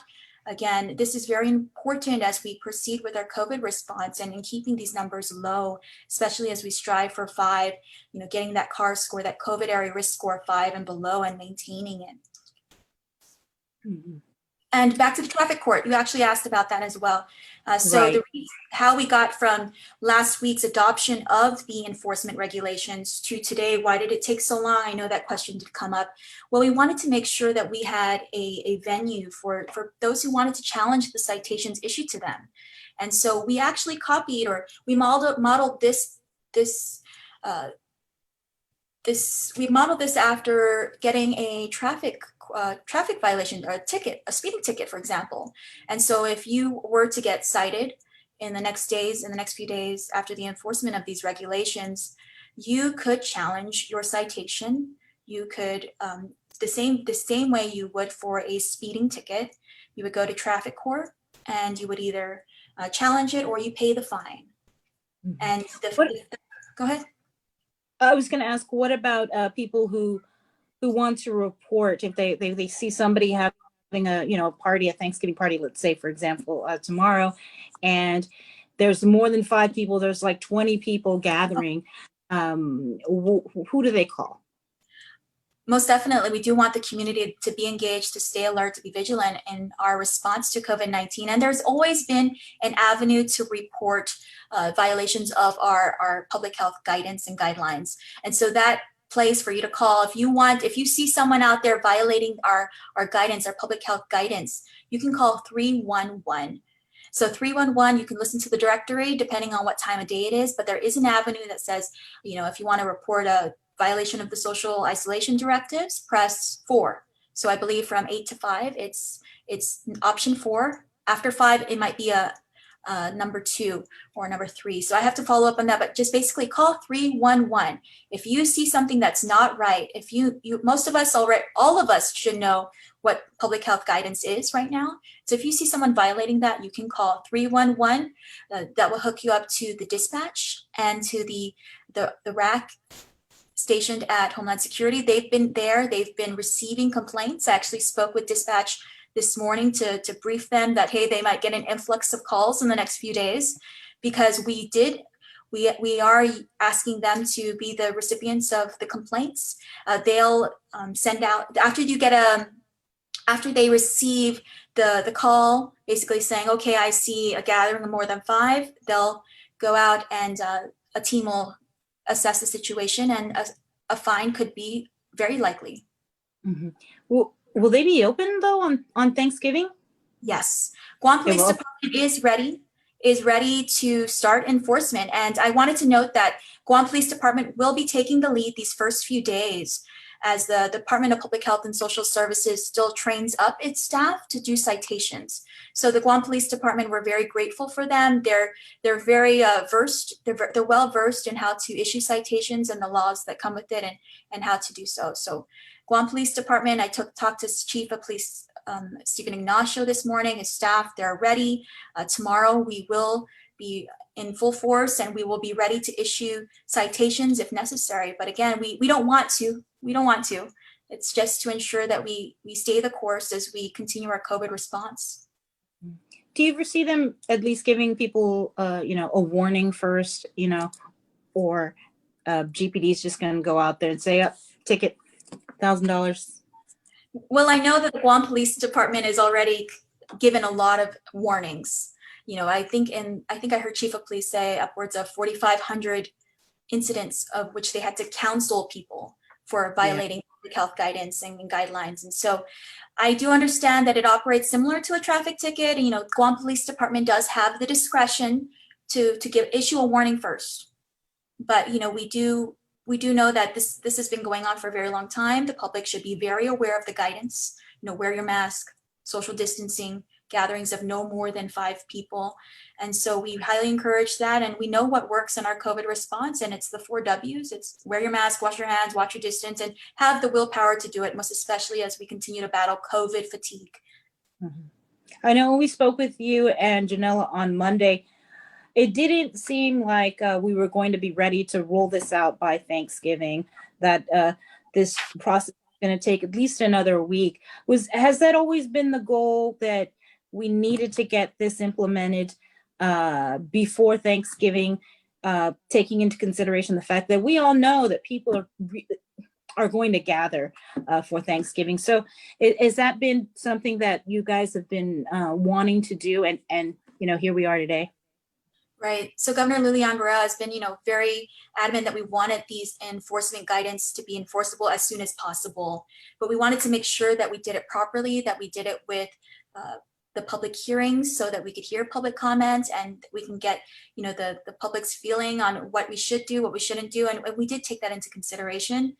So after that was adopted, again, the process was finding a place, a venue, a vehicle where individuals or businesses could challenge those citations. And so what happened last week is the judiciary had to step in, make some amendments, adopt some amendments so that the traffic court could be that venue. And so that's what happened in the past week. And so I understand on Tuesday, they made that formal adoption, allowing for the traffic court to be that venue for the challenging of these citations. And so that's what took so long, why we weren't able to say too much on Monday, but now we're coming out today and saying effective Thursday, November 26th, we will be enforcing citations for those who are in violation of our public health guidance. All right. Well, thank you so much, Crystal. Any final comments before we let you go? We just want to wish everyone a happy Thanksgiving. But again, we ask you to celebrate on a smaller scale, celebrate within your households. It's so important. If you are going to celebrate with other people, please keep that group at no more than 5 individuals. Wear your mask as much as possible. We cannot stress that enough. People are so vulnerable when they're eating and they're dining together. Coronavirus, it thrives on our culture. And I know that culturally, we love to be together, but I think the best way to show your loved ones that you love them this holiday season is to be apart. And so maybe next year, we're really crossing our fingers again for that vaccine, for us to achieve that CAR score of 5 and below, and for a better 2020 or 2021 as we move forward. And hopefully we'll reclaim our holidays and 2021 from coronavirus. Right. And I think we're at what? Is it 8.9? Today's CAR score is 8.9. We'll get the update later this week. And we really want to applaud the community for doing their part. And it's that small minority who don't listen, who are having the parties, who are gathering, that are really, really hindering our progress. But again, with these fines, we really hope to stay the course and get that CAR score below 5.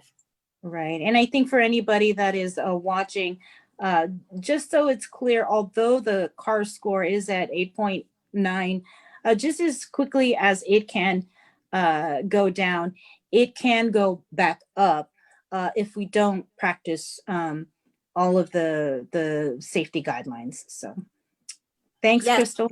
Thank you. Thank you. Happy Thanksgiving. Take care.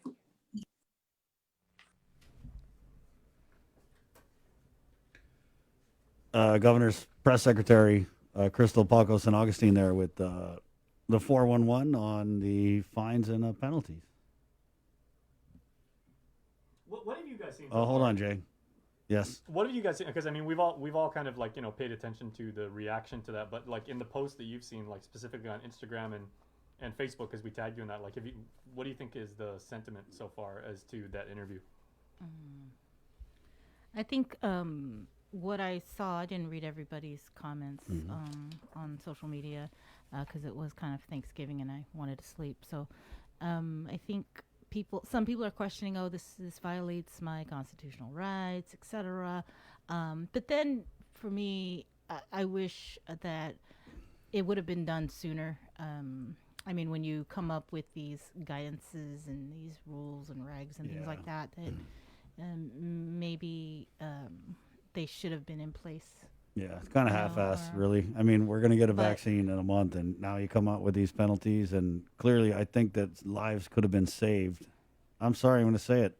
We lost people because they didn't do this, and they didn't do a lot of things earlier on. And that's a heavy load for our elected leaders to bear. Had we put these fines and fees into place way back when we had this second surge, and, they're putting it all on us, basically. Adelup, they pretty much, washed their hands of it. And you heard Crystal. She said, oh, it's a small minority who's not listening. It totally takes the onus off the government of Guam's response to the pandemic and places all the blame squarely on the people of Guam. And I'm not saying we aren't to blame, but we're not the only ones. And when was it that GovGuam first said that they would be implementing some sort of... Well, they tried with the legislature way back, right? Yeah. I want to say maybe like June, July, because I remember when Nestor interviewed former Guam broadcaster and now Hawaii Senator Glenn Wakai, I think they said like almost. I don't even think we were in April yet, and the state legislature of Hawaii said we're already implementing a penalty of $5,000 for anyone that is on the streets that doesn't have like a life or death emergency. Right. Yeah. I mean, they were not messing around. And I think if you're going to put fines and penalties out, put them out, let it stand. Don't put them out and be like, oh, we don't really want to do it, but oh, God, you guys, and oh, God, it's like, just put it out. It is what it is. It's late, way late. I mean, it's the 9th inning, according to what these people are saying. They're saying, oh, we're going to have a vaccine soon. GovGuam has to turn in a plan. I mean, it is partly better late than never because now they have the teeth, right? But and just for people that may have missed it earlier, because we did talk about this a brief for the money that will accrue from any of these penalties that are collected and everything, those will be put back into the community, right? It goes. It's separated equally to public health and to GPD. Okay, I saw some people asking about that on Twitter. So there's definitely incentive for GPD to go out here and write a bunch of tickets, But I mean, Crystal did have a point in that they've issued thousands and thousands of warnings. But I think they could have written tickets earlier. They could have found a way under existing law to do it. And I mean, you couldn't do it before, but you whip something together. I mean, what was it, a few weeks? Monday we were told, oh, no, it's not going to be a while. And then boom, Friday or day before Thanksgiving, there it is. Right. So the public hearings were held, I think, at the very end of October. Right. And then I want to say it was held on the day of the general election. Yeah. It was early part of this year. But had this been done, I mean, when they tried to do it with the legislature and it fell in its face, that would have been the time to come out and with the plan B. Not like, oh, never mind, we got zeros and ones. We're good. We beat COVID. We're in recovery mode, not response mode now. Oh, boy, that really was a foot in the mouth moment for Adelup. But, yeah, should have done it way back. Honest, I agree with you, Bree. But what's that saying? It is what it is. It is what it is. So here we are, 9:03. We'll take a... We'll take a short break and come back with more of the link on the breeze. 93.9. I think we've got Sergeant Paul Tapau coming on. Yep. right? And so hopefully we'll find out, did anyone get a ticket for Thanksgiving? And then also, we've got a bit of entertainment from one of us in the room. Not me, not Bree, and not DJ Joser. How long did you think about that, putting that together, by the way? Was that all just like completely impromptu, or did you like sit there for at least 20 minutes and script that out? Huh? How long did you actually put? There's from the dome, bro. Just There's, you went with the moment? We've been in this. You guys know how many times we head into. We got to do a PSA. It's like, what are you gonna say? I don't know. Okay, roll. Okay, here's what I'm saying. Yeah, just the message itself was pure. I just wanted to tell people, don't go crazy on Thanksgiving because we want to have Christmas. And I don't even know if we could have Christmas, but I think taking it easy on Thanksgiving is a good step. You want to play that now, or you want to play when we come back? We come back. Fine. It's 9:04 again. This is the link on the breeze. 93.9. We're KUAM FM and Agotnia, Guam. It's Friday. Oh, it's Friday, guys. Wow. Turkey Hangover, November 27th episode of The Link. Good morning. GU Self-Storage, conveniently located near the Harmon McDonald's. We offer affordable rates, online payments, and auto bill pay for your convenience. Plus gate access daily from 6 a.m. to 9 p.m. Call us today at 648-7867 for more information. Thrive, a coalition for a drug-free Dedido, is an active partnership of community members and leaders committed to a vibrant, resilient, and empowered Dedido. It takes a village to raise healthy and drug-free youth. Thrive with us. Find us online or email thrive@westcare.com.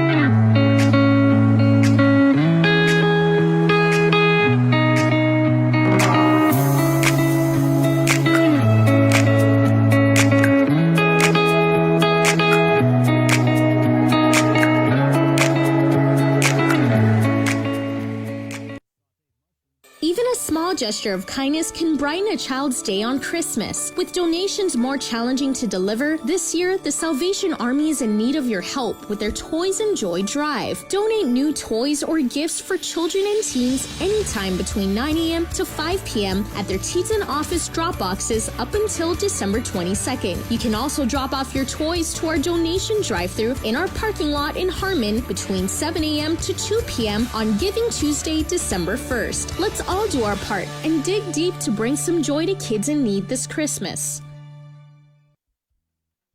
There's nothing that can brighten more spirits than the beauty of Christmas decor and holiday lights. And with our Making Spirits Bright segments brought to you by McDonald's of Guam, KUAM Communications wants to showcase everyone's efforts. Send us photos of your decorations via social media messenger, direct message, or email to promotions@kuam.com to add to the spirit of the season. Find segments every Friday in December on the social media platforms of KUAM News and showcased in a weekly montage of KUAM News Weekend Edition. Making Spirits Bright is brought to you by McDonald's of Guam.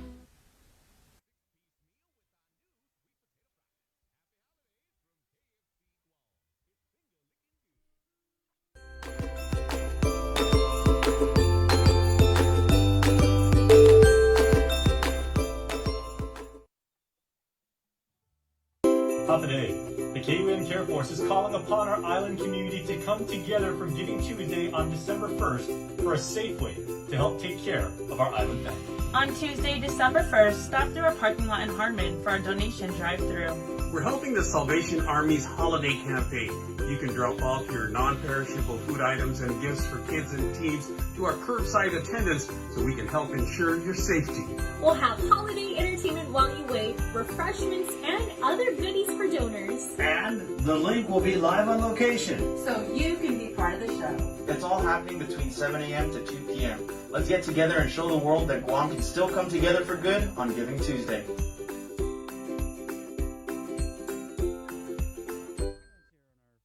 Feed.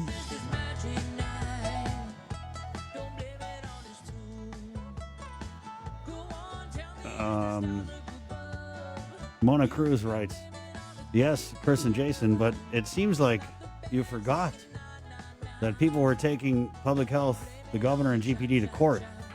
Even in the states, including Hawaii, they implemented fines so early but stopped because of the lawsuit. So what to do? Now, Mary Rojas writes, always a day late, $1 short. What do we got here? D. Wayne writes, makes the new recruits from GPD more tough as they think they are now. I'm going to get you, boy. Paloma Ramos writes in, this is a fake account, by the way. Look, the senators didn't do anything about enforcement, and the public reelected most of them. The top vote getters were the biggest opponents. I know we need to hold GovGuam accountable, but hold those senators accountable too. Don't complain about lack of enforcement and vote for the people who were against it. I kind of look at it differently. I think that they didn't need the senators. Obviously, they didn't need the senators to do this crap. They did it how many months after without the senators? So they could have done it without the senators way back then too. Am I right? Well, it is what it is, you know. 9:10. Let's go to the KUAM News Zoom room where, as if they didn't already have enough on their plate, the Guam Police Department now with some new responsibilities to enforce the governor's executive orders relative to the pandemic. And we'll bring in Sergeant Paul Tapau. Good morning, Sarge. Happy Thanksgiving. Hey, good morning. Right. Happy blessed belated Thanksgiving, everybody. Right on. You guys, yeah? Yeah. What are you eating today? Leftovers? Geese it down. That's it. Turkey sandwich, turkey chilaquiles, turkey panada. Everything tastes better when it's geese it. So I agree. All that traditional stuff is just gonna go with garlic, onions, and soy. Ooh, boy, the ham, when you geese the ham, boy, oh my God. It's champion. I think I'm just gonna geese the turkey next year. Never mind. Never mind baking. Yeah, We'll just geese that down, boy. 9:10. So Sarge, we're all curious. How many people got tickets yesterday, or have any been issued by the Guam Police Department relative to these fines and things that we just heard about with Crystal?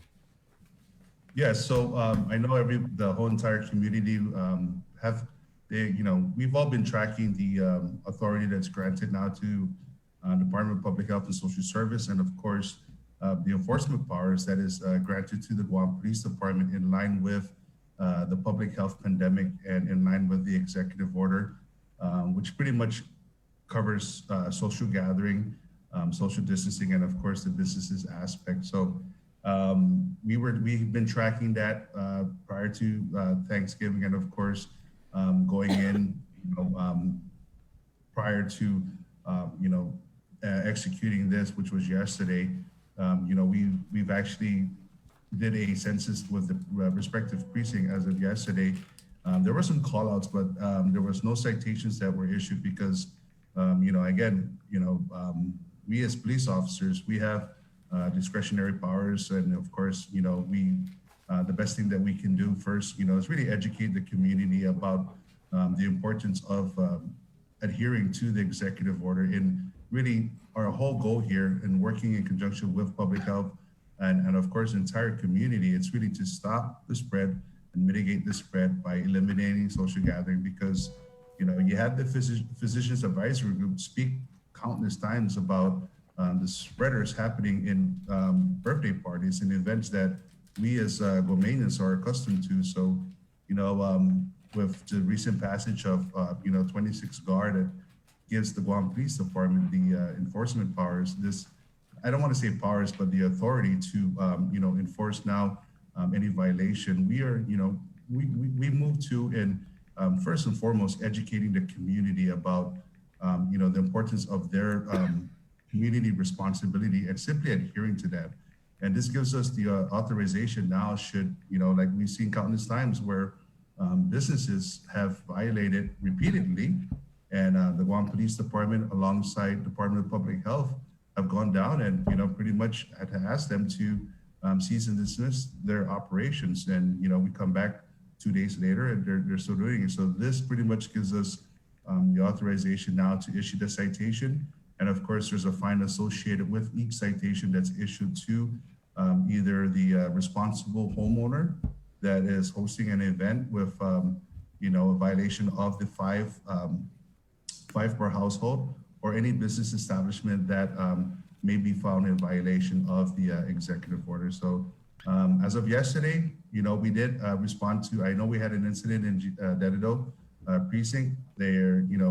I do know that they were counseled, and of course they were asked to, refrain from that social event that they were a part of. So I'm not counting or tracking any citation that were issued during the Thanksgiving festivities yesterday. So, we've briefed our officers.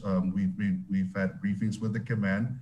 We had a command staff meeting earlier this week in regards to moving forward with the issuance of citation for any social violation, of course, of the executive order. You said Dededo Precinct responded to a report of a violation. Was this in Jigo? Yeah, it was a social gathering, I think at a residence. But, again, our officers, we have the authority to, use discretion. And of course, our main goal really is to educate first the community about what the purpose of the, the issuance of the citation for violating, during this pandemic. So, they were able to, get compliance from the homeowner. And of course, it pretty much was just, a good counseling, and of course, providing that educational platform. How big of a social gathering are we talking? I don't know. I think it was called in more, with the numbers exceeding of that of the recommended 5 per household, or 5 in a household. So, the magic number is 5.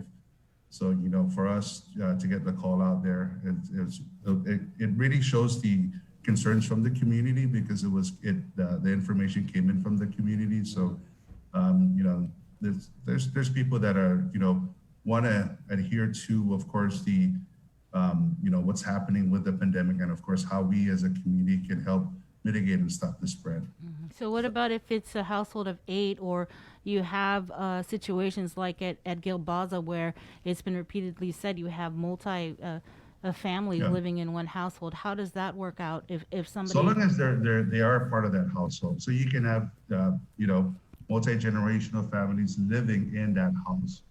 Anybody outside of that household, this is where it gets, this is where the confusion comes in.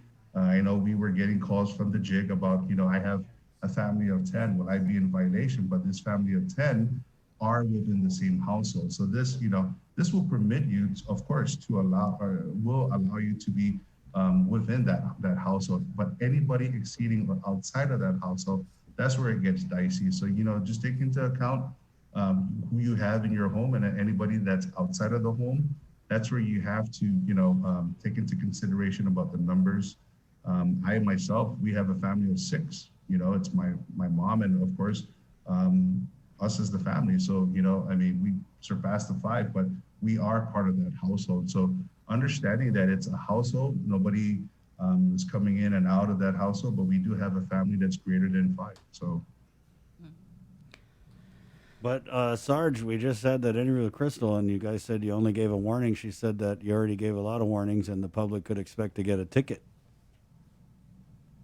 Yes, prior during the duration, we've actually, the Guam Police Department has reported, I think, within the first 5-6 months, I think over 2,500 interaction with the community, and these were issues, these were incidents that were happening within the beaches, within residents, and of course, just various parts of the island where social gathering was noted and reported to the Guam Police Department.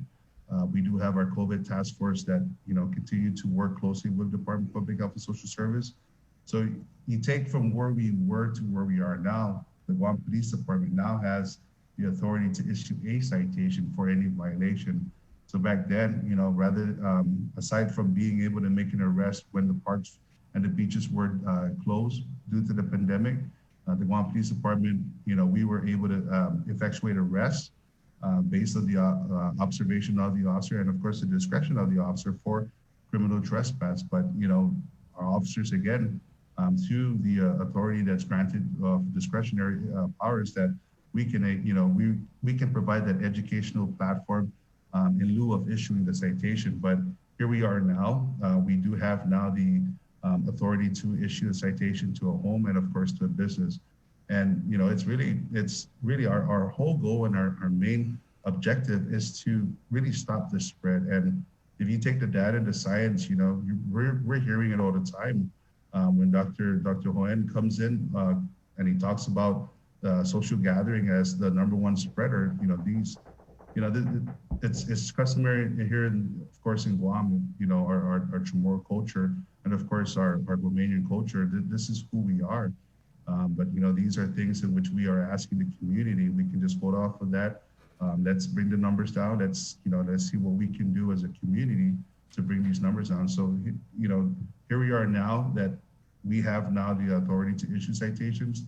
Rest assured that before issuing a citation, our officers are, we can give discretion. So, we have that authorization to, counsel and, help educate the community. I think we'll move forward with that. But should, anything escalate, rest assured that we now can issue a citation. A little bit of a mixed message there, Sarge, from what we're hearing from Adelup, who's saying throw the book at them, and what we're hearing from GPD, who's saying, hey, wait a minute, we got the authority to let our officers decide. Yeah, but we do have the authority to issue the citation. So, anybody that comes in violation where they fail to comply, it's, you get the citation, you can bring it down. If you feel that you've been wrongfully cited, like everything like what we do with our traffic citation, you have the authority, you have the right to contest it. So, the courts are aligned. Should any citizen out there that has been issued or have been issued a citation in regards to violating the executive order, they have the authority to contest the citation.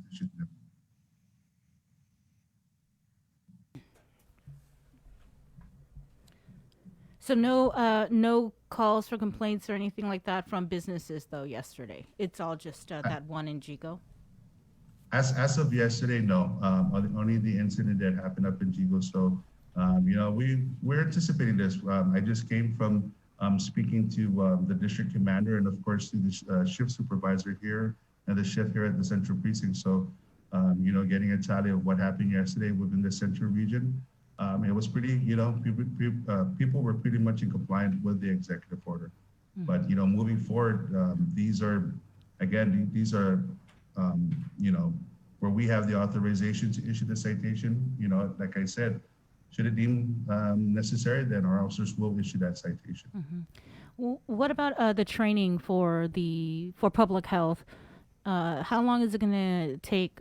Because according to Crystal, they needed to be trained up on the issuing of these citations. So GPD is training. Who are they training? The inspectors or who? I don't know in that aspect. I do know that the chief was mentioning that we are going to be spinning up their side of the house, public health, in regards to training and how to issue a citation, because it's not just writing the citation, but also understanding the substance behind it, which is covered under the Guam Code Annotated, and also being able to testify in court should the citation be disputed.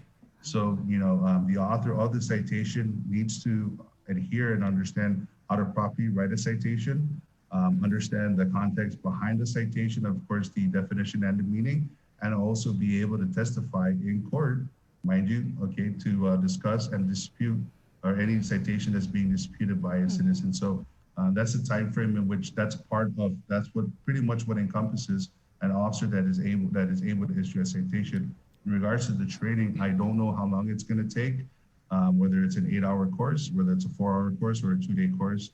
And of course, you're going to have officers shadow. We do have our COVID response team that can, of course, shadow the respective personnel from the Department of Public Health and Social Service in the event where, it's still part of the training. It's how do you, effectively engage the community and properly issue the citation. Right. So that, it still consists of part of the training. It's pretty much like a PhD. What are you guys Are you guys do you guys have like a special COVID-19 citation book that you or ticket book, or are you using the ones that you guys usually do when you issue citations? Because if that's the case, is that the same citation ticket books that you're going to give to public health?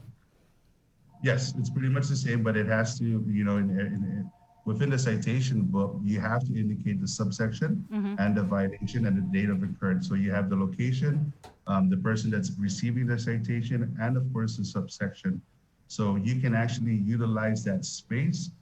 That citation will be filled out in accordance to properly filled out the way it's required by the courts, including the subsection, the violation of the offense or the violation of the incident, the name of the individual, all the pertinent information, and of course the ample amount of time to given to the recipient of the citation to contest or to make payments of the citation. So these are part of the things that are filled out within that citation book or that citation that we still use as a traffic offense or traffic violation. And of course, that's the citation that we issue with the Guam Police Department. So we're going to give these same books to to public health.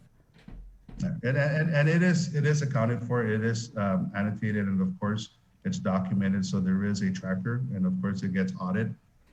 We do have our traffic clerks with every precinct, and of course within the department with pretty much that monitors the issuance of the citation book and of course the return of the citations that have been issued. So there is a tracker, and of course there's accountability that is being provided with each citation book that is issued out by the courts, and of course the recipient by either the officer or the section or within the department of the respective section within the Guam Police Department.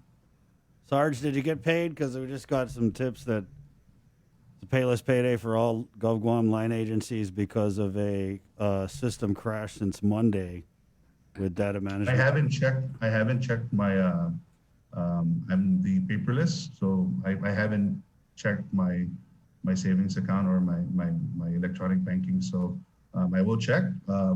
Did you hear about it though? I'm sorry? Did you hear about it though? No.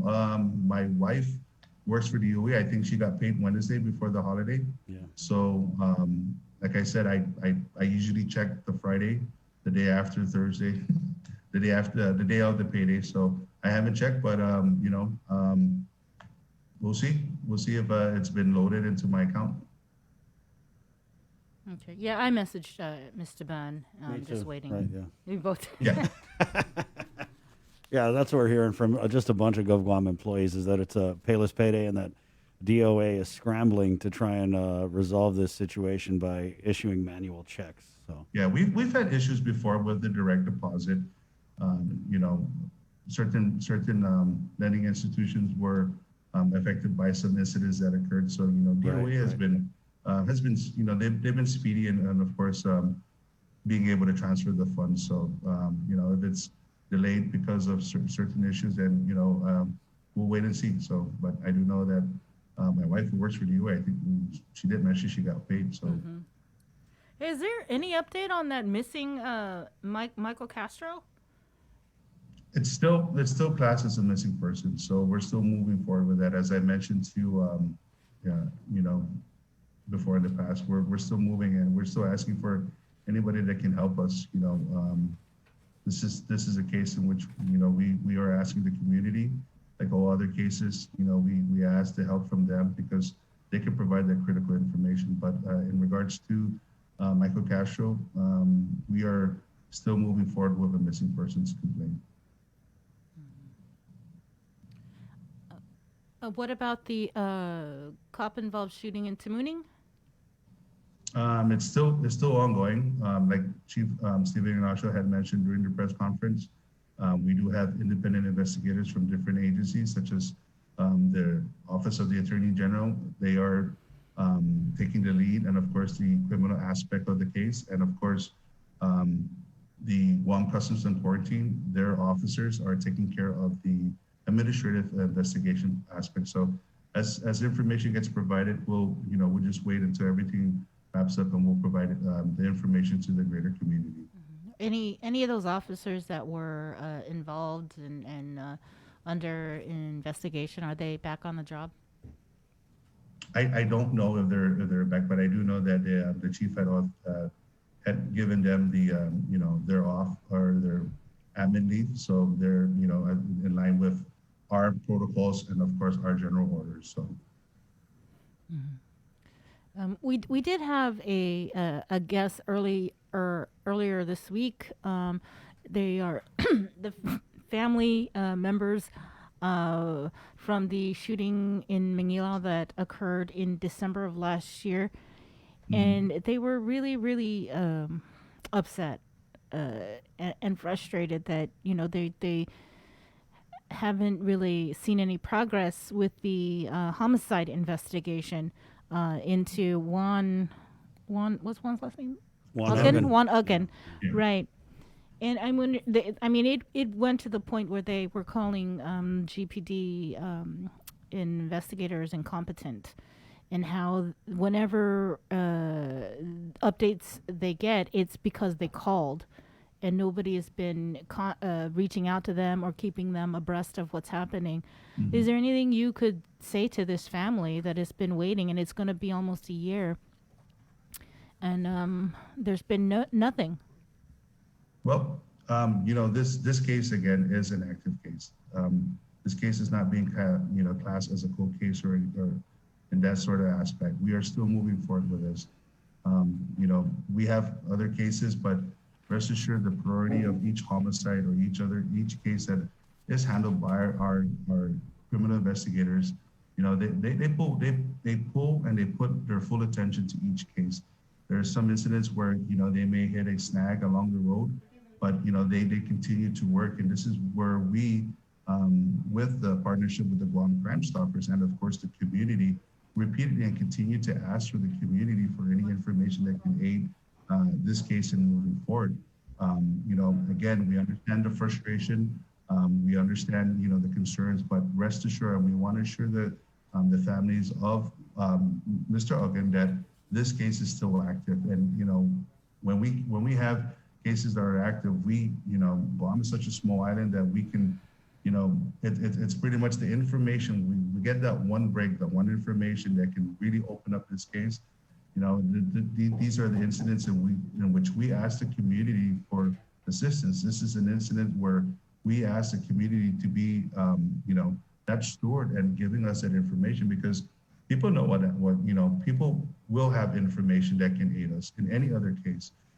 Whether it be a theft ring, drug trafficking ring, or even a homicide, the community provides that vital information, and any other information that we get from the Guam Crime Stoppers, when it comes in with an anonymity clause, or they call our investigators directly, these are incidents in which we can use to help aid our investigators. But again, we understand the frustration, we understand the concerns that are coming from the Uggan family. We've continued discussing. We go over this on pretty much on a weekly basis with our investigators about where we are with the case, and they have assured me that this case is still active. Understanding what that means versus it being cold case, our investigators are still continuing to follow up on any information that they get that may help them with the case. Holidays. I know I had asked you to come on also to talk about stepped up enforcement. The holiday season is upon us. Black Friday's today. People will be out shopping and going out and about. And during this time, we usually see break-ins and DUIs going up. And so I guess if you could talk about that aspect of what GPD is going to be doing. Well, we every year we fall and we ask the community to really, it's the festive time. However, this is a very different times in which we're facing.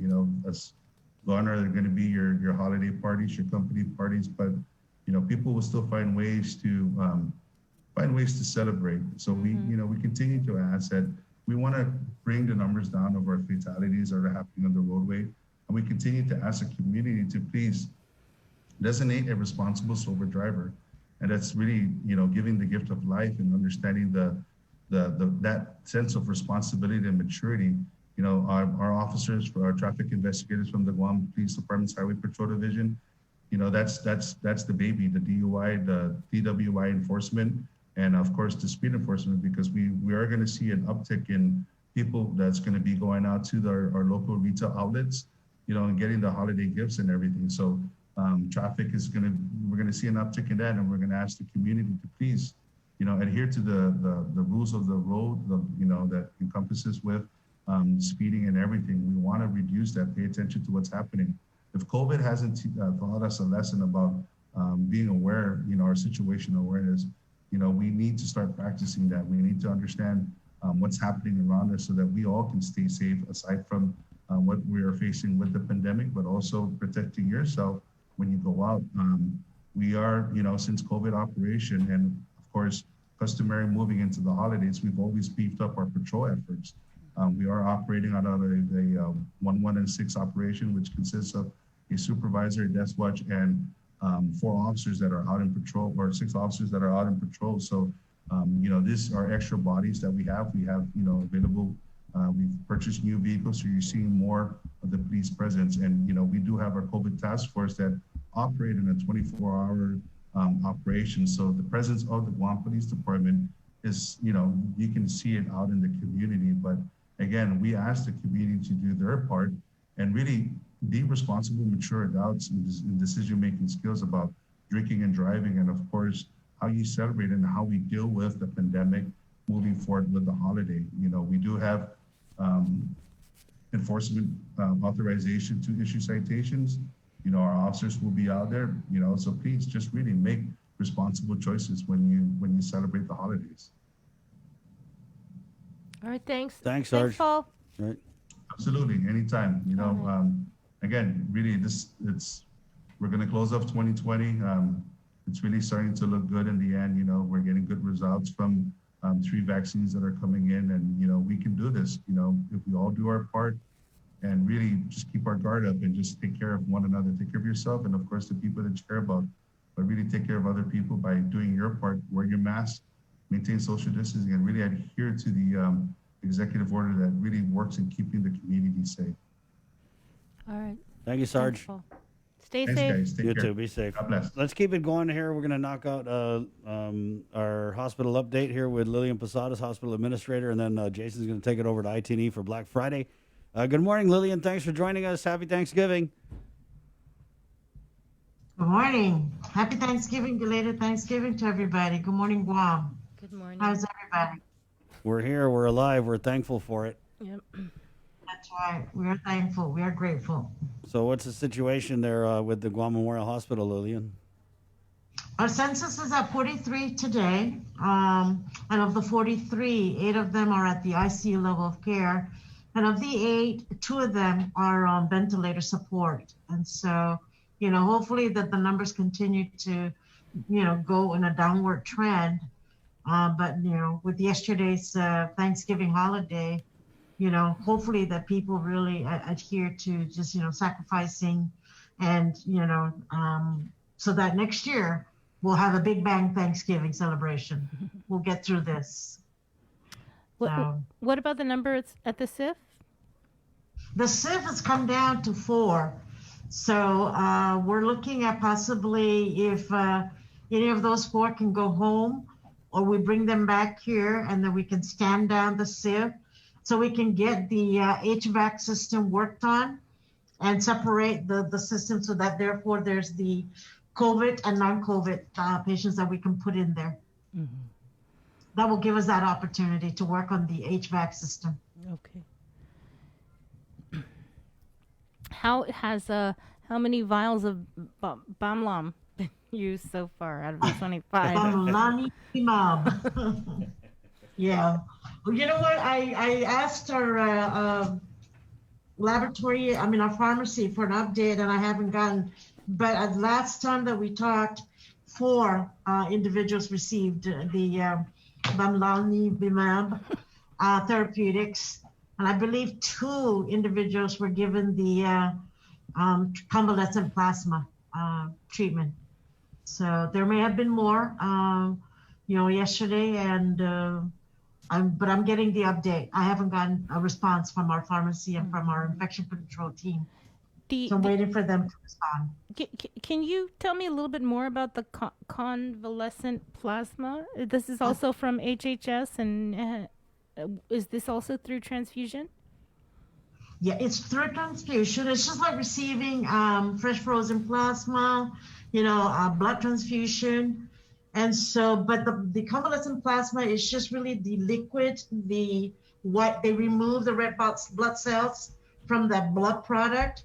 So it's just the plasma that's filled with antibodies, with protein, with electrolytes, and other nutrients, but primarily the antibodies from individuals who have had COVID. So, the theory is that, and the scientific data on it is that those antibodies from individuals who recovered from COVID is what then these individuals will receive from this convalescent plasma. It's to boost their immune, to give them the additional antibodies so that they can, get through this COVID infection, with the better results and better recovery. That's what that convalescent plasma. What we received was from the American Red Cross. We received 20 units. And so that's what we're using, the 20 units of plasma that we received from Red Cross. How many have been used out of the 20? Well, like I said, 2 so far is what I received, but I'm waiting for an update. Okay. Yes. Has there been any other deaths since the JIC came out yesterday? Yesterday, yeah. Yesterday, there were 2 yesterday. And so none throughout the night. And I haven't heard any as of this morning at 9 o'clock. Okay. I haven't received any reports. So knock on wood, hopefully no one else. Any more staff infections? What was that, Chris? Any more staff infected with the virus since the last time we spoke? Total as of Wednesday, we had 91 employees who tested positive, but that's since the beginning of this, second wave in August. Majority of them have been cleared, have gone back to work. And so they're, I think the last time it was only like about 2 or 3 who were out in isolation status. Do you have any numbers for how many DOC inmates are at GMH? The last was 5, and are there any officers? We have 4 right now in the house. Inmates? Some of them have come to 4 who are admitted. Some of them has come to the emergency room, but their conditions, according to the doctors, did not require for them to be hospitalized. So they were released back. But as of this morning, we do have 4. 4 inmates? Yes, ma'am. Okay. 4 inmates. Any new staff arrived over at GMH? Any help? We're getting some this weekend. Additional nurses are going to be arriving this weekend for the ICU and for the telemetry area. How many? I believe either 5 or 6 RNs are coming in. They've had to replace some of the ones who had to leave because of family emergencies. They've had to go back home to their, location because of family emergencies. Thank you, Lillian, so much for your time this morning. And I don't really see you as the go shopping Black Friday type, but if you do, don't forget to think about us here on the link. We thought of you this morning. I don't do Black Friday. I don't do Black Friday. The lines are too long. We thought of you, though. There's virtual Thanksgiving leftovers in the Zoom room if you want to take some. Okay, good. Thank you. Yeah, I had my stuffing too yesterday. So. Yeah, Jason had his stuffing too. A lot of leftovers, but you know what? Hey, let's enjoy it while we can. Thank you, Lillian. Thank you too. You God bless Guam. All God right. bless GMH. There you go. Good morning. Let's switch gears a little bit here. And Jason, I know you're excited for this one. Oh yeah, Black Friday. I mean, I don't blame Lillian because the lines are long, but that means that the capitalist system is working, and that's always good for the economy. And you know what? I mean, we have a lot of technical gear in this room, like our friends at ITE do. Gion's joining us on the line right now in the Zoom room. So, Gion, happy holidays to you and the team over at ITE. our aircon is going full force here because we need to keep our technical gear cool. So while it's a little bit chilly here, we got some really hot deals for technology over at ITE. So what's going on? What have you guys got for us today on this very, very unique Black Friday? Hello again, everybody. Hi, Jason, Chris, and Sabrina. So from ITE, what we're offering our customers today is you get $150 off plus free AirPods Pro or an Amazon Echo Dot when you sign up on the $80 plan. So if you're interested in an iPhone 11, 11 Pro, or 11 Pro Max, sign up on the $80 plan and you get the iPhone 11 for free or $150 off on the Pro or Pro Max plus free AirPods Pro, which are, valued at $299. And then when you purchase the Samsung S20 or S20 Ultra on the $80 plan, you get the S20 for free, or you get the S20 Ultra with $150 off, plus an Amazon Echo Dot Home Assistant. So that's valued at $69. So that's what we have for Black Friday.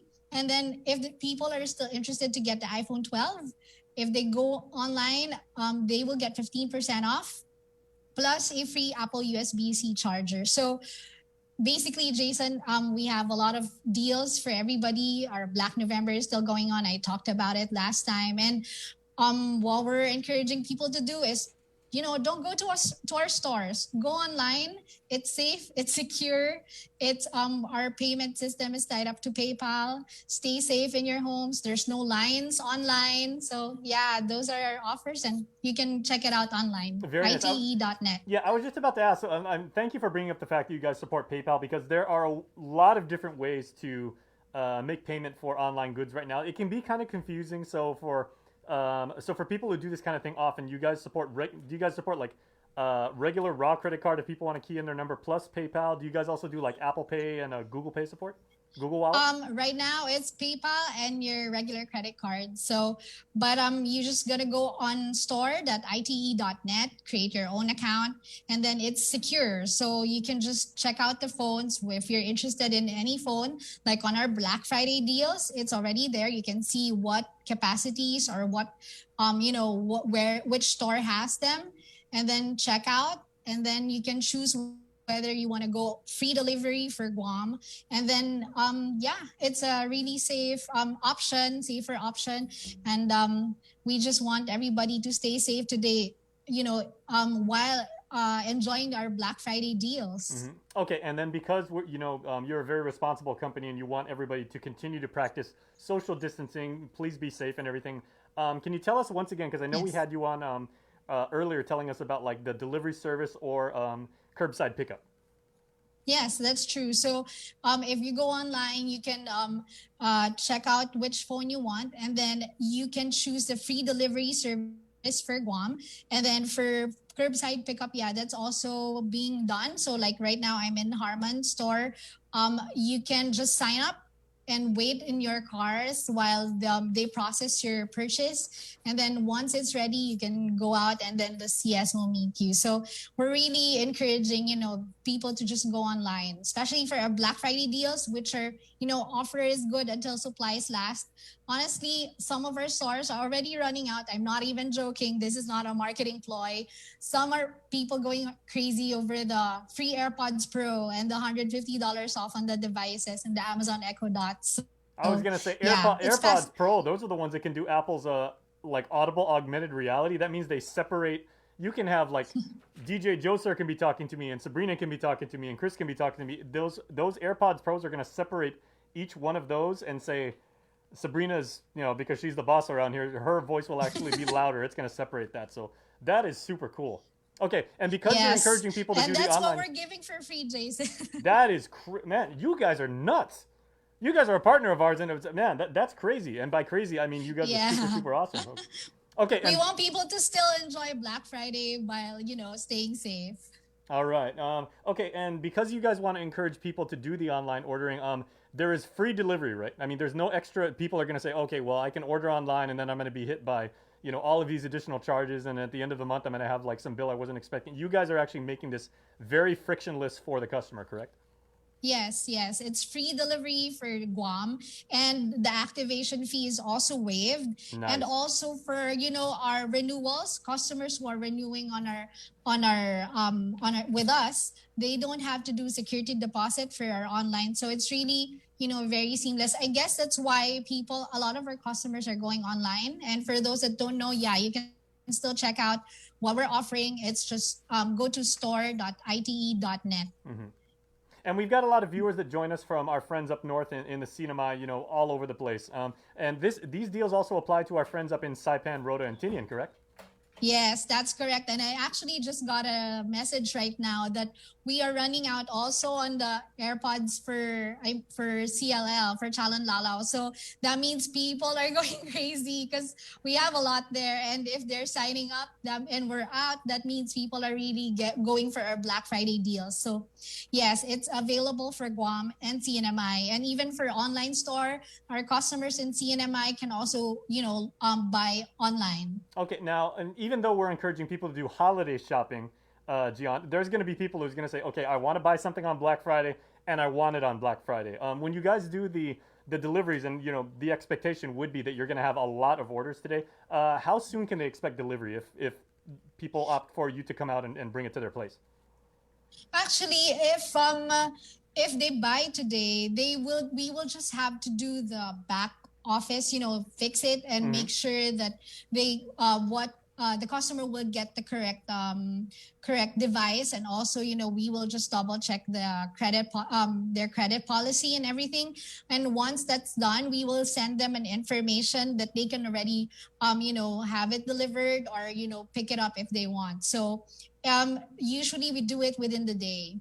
Excellent. So you could have your brand new ITE iPhone this weekend. You can start using it for school, do business on it, make super cool videos, head into the holiday season armed with the very best gear. Okay, and this isn't going to last forever, so people need to act now, and you've made that point very, very well.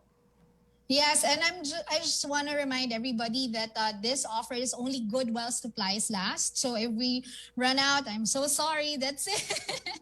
That's a good problem to have, I guess, from your point of view and everything. Okay, before we let you go, because we don't want to take away any of the time, because we know you guys have a ton of work to do. We want to make sure you guys can handle as many customers as possible. What else should people know? Is there anything else we didn't cover about what ITE is doing for the people of Guam and up in the CNMI this holiday season? Sure. Thanks, Jason. We still do have, as I mentioned, the iPhone 12 is still on sale if they go on the online store. That's 15% off on the $80 24 months, plus a free Apple USB-C charger. And then our Black November sale is still ongoing if they want to go the SE route or the 10R or the Notes. If they want to check that out, they can still, purchase that online or in store. So everything is actually just a click of the button if they go to store.ite.net. All of our deals are there. Actually, if you think about it, almost all of our phones are on sale this whole November. So there's a lot for everybody. If you want the new one, the not so new one, or the more affordable one, we have it for you on sale this November. Okay, kids watching this right now, we know you guys aren't doing school today, so make sure you ask your parents and say, hey, I've been working really hard in my virtual classrooms. I want to take my game to the next level. I've been good. I've been staying home. I've been abiding by the social distancing rules. Mom, can I please get an iPhone 11 or iPhone 12? And Jihan and her friends over at ITE and her excellent team will set you up. So Jihan, happy holidays to you and your team, and thank you again for making these amazing offers available to us. Thank you, Jason, for always having us. Happy holidays to you. Okay, and if you could maybe save one pair of the Apple AirPod Pros and just put to Jason from Santa, then I'd greatly appreciate it. All right, take care. We wish you the very best. Thank you. All right, bye-bye. Matt, that is crazy, you guys. Dude. AirPod Pros for free when you sign up. And were you guys even paying attention to that? I need a new mask. I'm drooling so much. This is, you don't even have to be like a super geek like me to just know. The value that you get with that is crazy. Oh, Bree, you've had AirPods before, right? No, have you had I AirPods? haven't. Okay, well, I think I know my son has been asking for those, but he dang, also Nino wants a Jason phone. for the win. Well, you need a phone. What you can do with AirPods without a phone. Wow, really, really, really good deals over there. So make sure to check them out, everybody. Store.ite.net. Are those noise canceling? Huh? Like if you have them, can you cancel out a certain someone's voice? No, that's what I was saying, because, okay, so now I'm going to geek out, right? So they use this technology called augmented reality, right? Now, augmented reality is typically what you see on Snapchat and on Instagram when, you can put, pictures, or you put stickers or labels, animated GIFs and everything like that in the real world, right?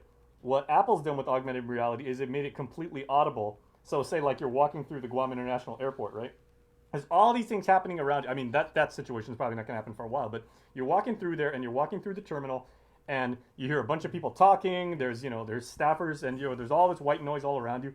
What it'll do is it'll automatically filter out the female's voice. It'll just say, oh, like, flight, United Flight 206, direct service to Honolulu. You'll actually be able to hear that louder than everybody else. And it does that all automatically. The technology is insane.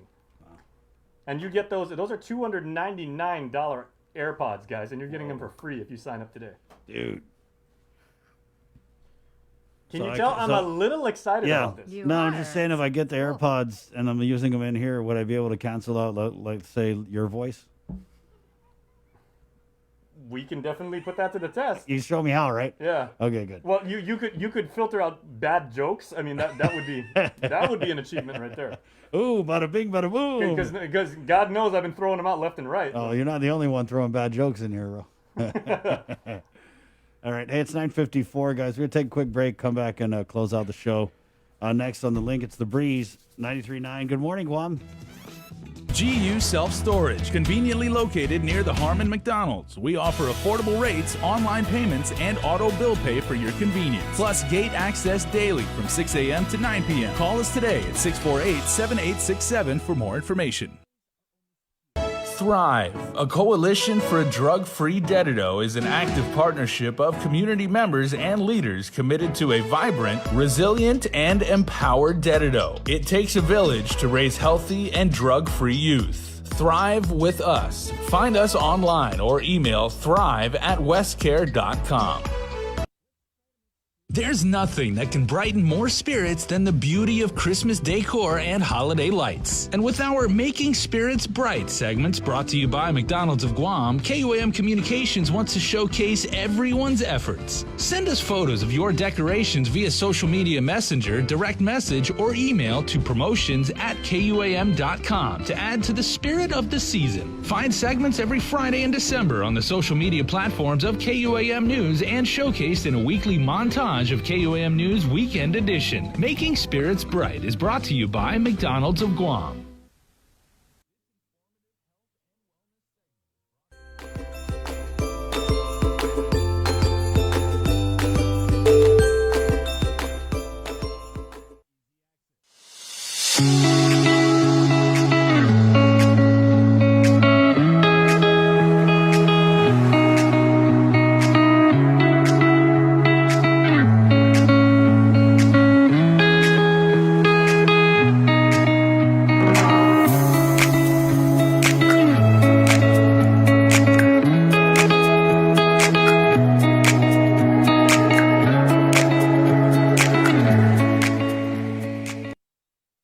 The holidays are almost here, and we could all use an extra dose of cheer and joy this year.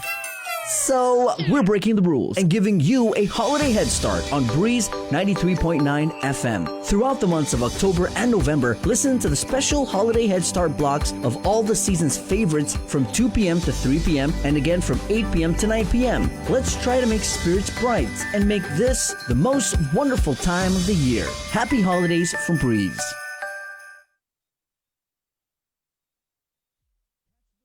The Christmas Pops virtual marketplace is kicking off on Sunday, November 29th, showcasing local vendors, crafts, and gift-giving ideas to get your holiday shopping season going. Watch our Christmas Pops virtual marketplace special on Sunday, November 29th on KUAM TV8 at 11 a.m. and Facebook Live with lots of interactive features and giveaways. Then find all the vendors featured on KUAMChristmasPops.com. The program will be encore through December and on demand on the stations of KUAM Communications. There is still time to become a vendor. Visit KUAM.com or email Betty-Ann at KUAM.com to find out how. On December 29th, let's check off Christmas lists and support our local economy while doing it. The Christmas Pops virtual marketplace is presented by Stroll Courier. Get all your packages, documents, and gifts delivered island-wide. Visit strollguam.com/courier and book a delivery today. Domino's. Visit domino's.gu for faster, easier online ordering. And JA Guam, bringing the business of life to life.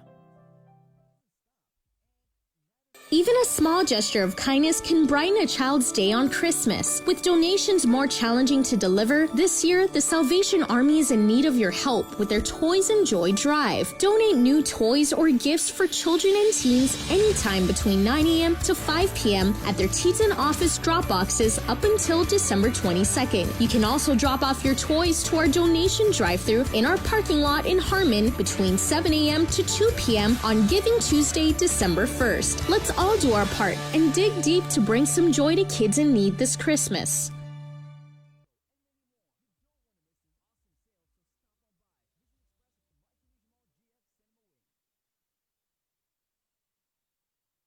We got your 6 at 6 a.m. with the link on Breeze 93.9 FM. Bree and I connect you with all the latest news and information you need to know to start your day. Then check back with Guam's news leader at 6 p.m. for the day's top headlines with KUAM News Primetime. From 6 a.m. to 6 p.m. and everything else in between with KUAM Digital, we got your 6.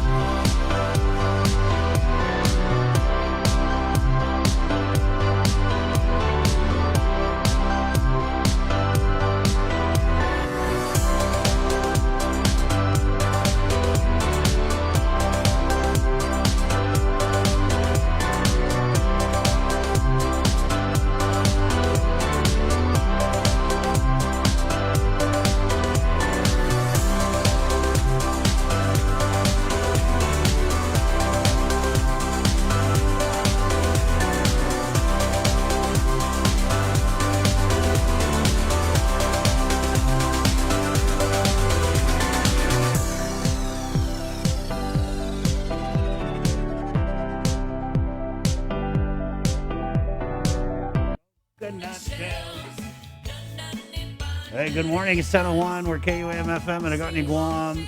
Friday. I'm sorry I can't do the Friday yell. I'm scared the leftovers are going to come up. 10:02. There's some breaking news here with Sabrina Salas-Manzanani. Yeah, we got some information from the National Weather Service. Many of you heard Landon Idolette earlier this morning about the weather for the weekend, and so we just got the release from Guam Homeland Security Office of Civil Defense that the National Weather Service is continuing to monitor a large trade wind disturbance which is east of Guam. It will be bringing deepening moisture westward. Showers and thunderstorms moving through the region could bring locally heavy rainfall, which could lead to flash flooding. So starting tonight, NWS predicts a wet pattern in the weather going into next week. So they've issued the following watches and advisories, which are now in effect. There is a flash flood watch in effect for Guam, Rota, Tinian, and Saipan. A small craft advisory is in effect for Guam's coastal waters until 6 a.m. Sunday. A small craft advisory, again, means that winds of 21 to 33 knots are expected to produce wave conditions hazardous to small craft.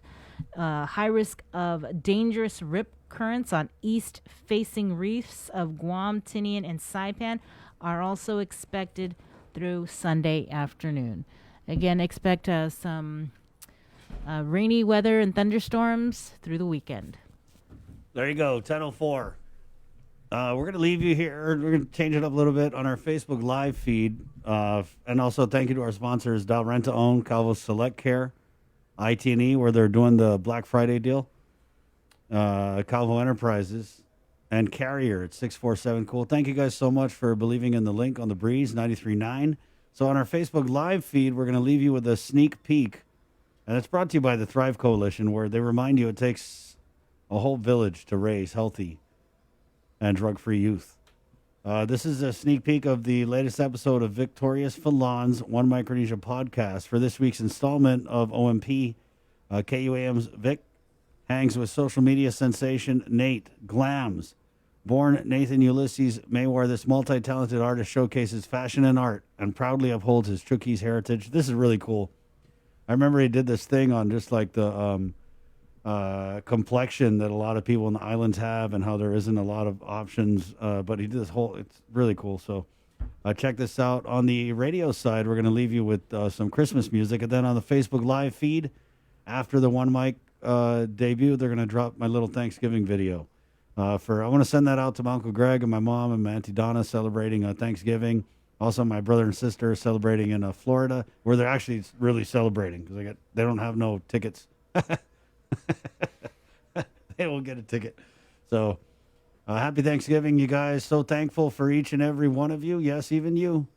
Thank you. Good job, Sabrina. Oh, good job. Good job, Jay. All right. Good job, Joe, sir. Thank you guys again. We leave you with this One Micronesia sneak peek on Facebook Live. All right, here we go. Cue that up. Okay, Facebook. We'll see you guys. Bye. Thanks for watching. Hasta Dios. And here on the radio, we're going to leave you with the St. Francis Children's Choir.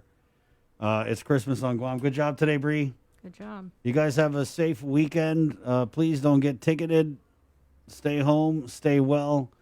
Stay within your bubble. It's 10:06. St. Francis Children's Choir. It's Christmas on Guam. My name's Chris. Hasta adios.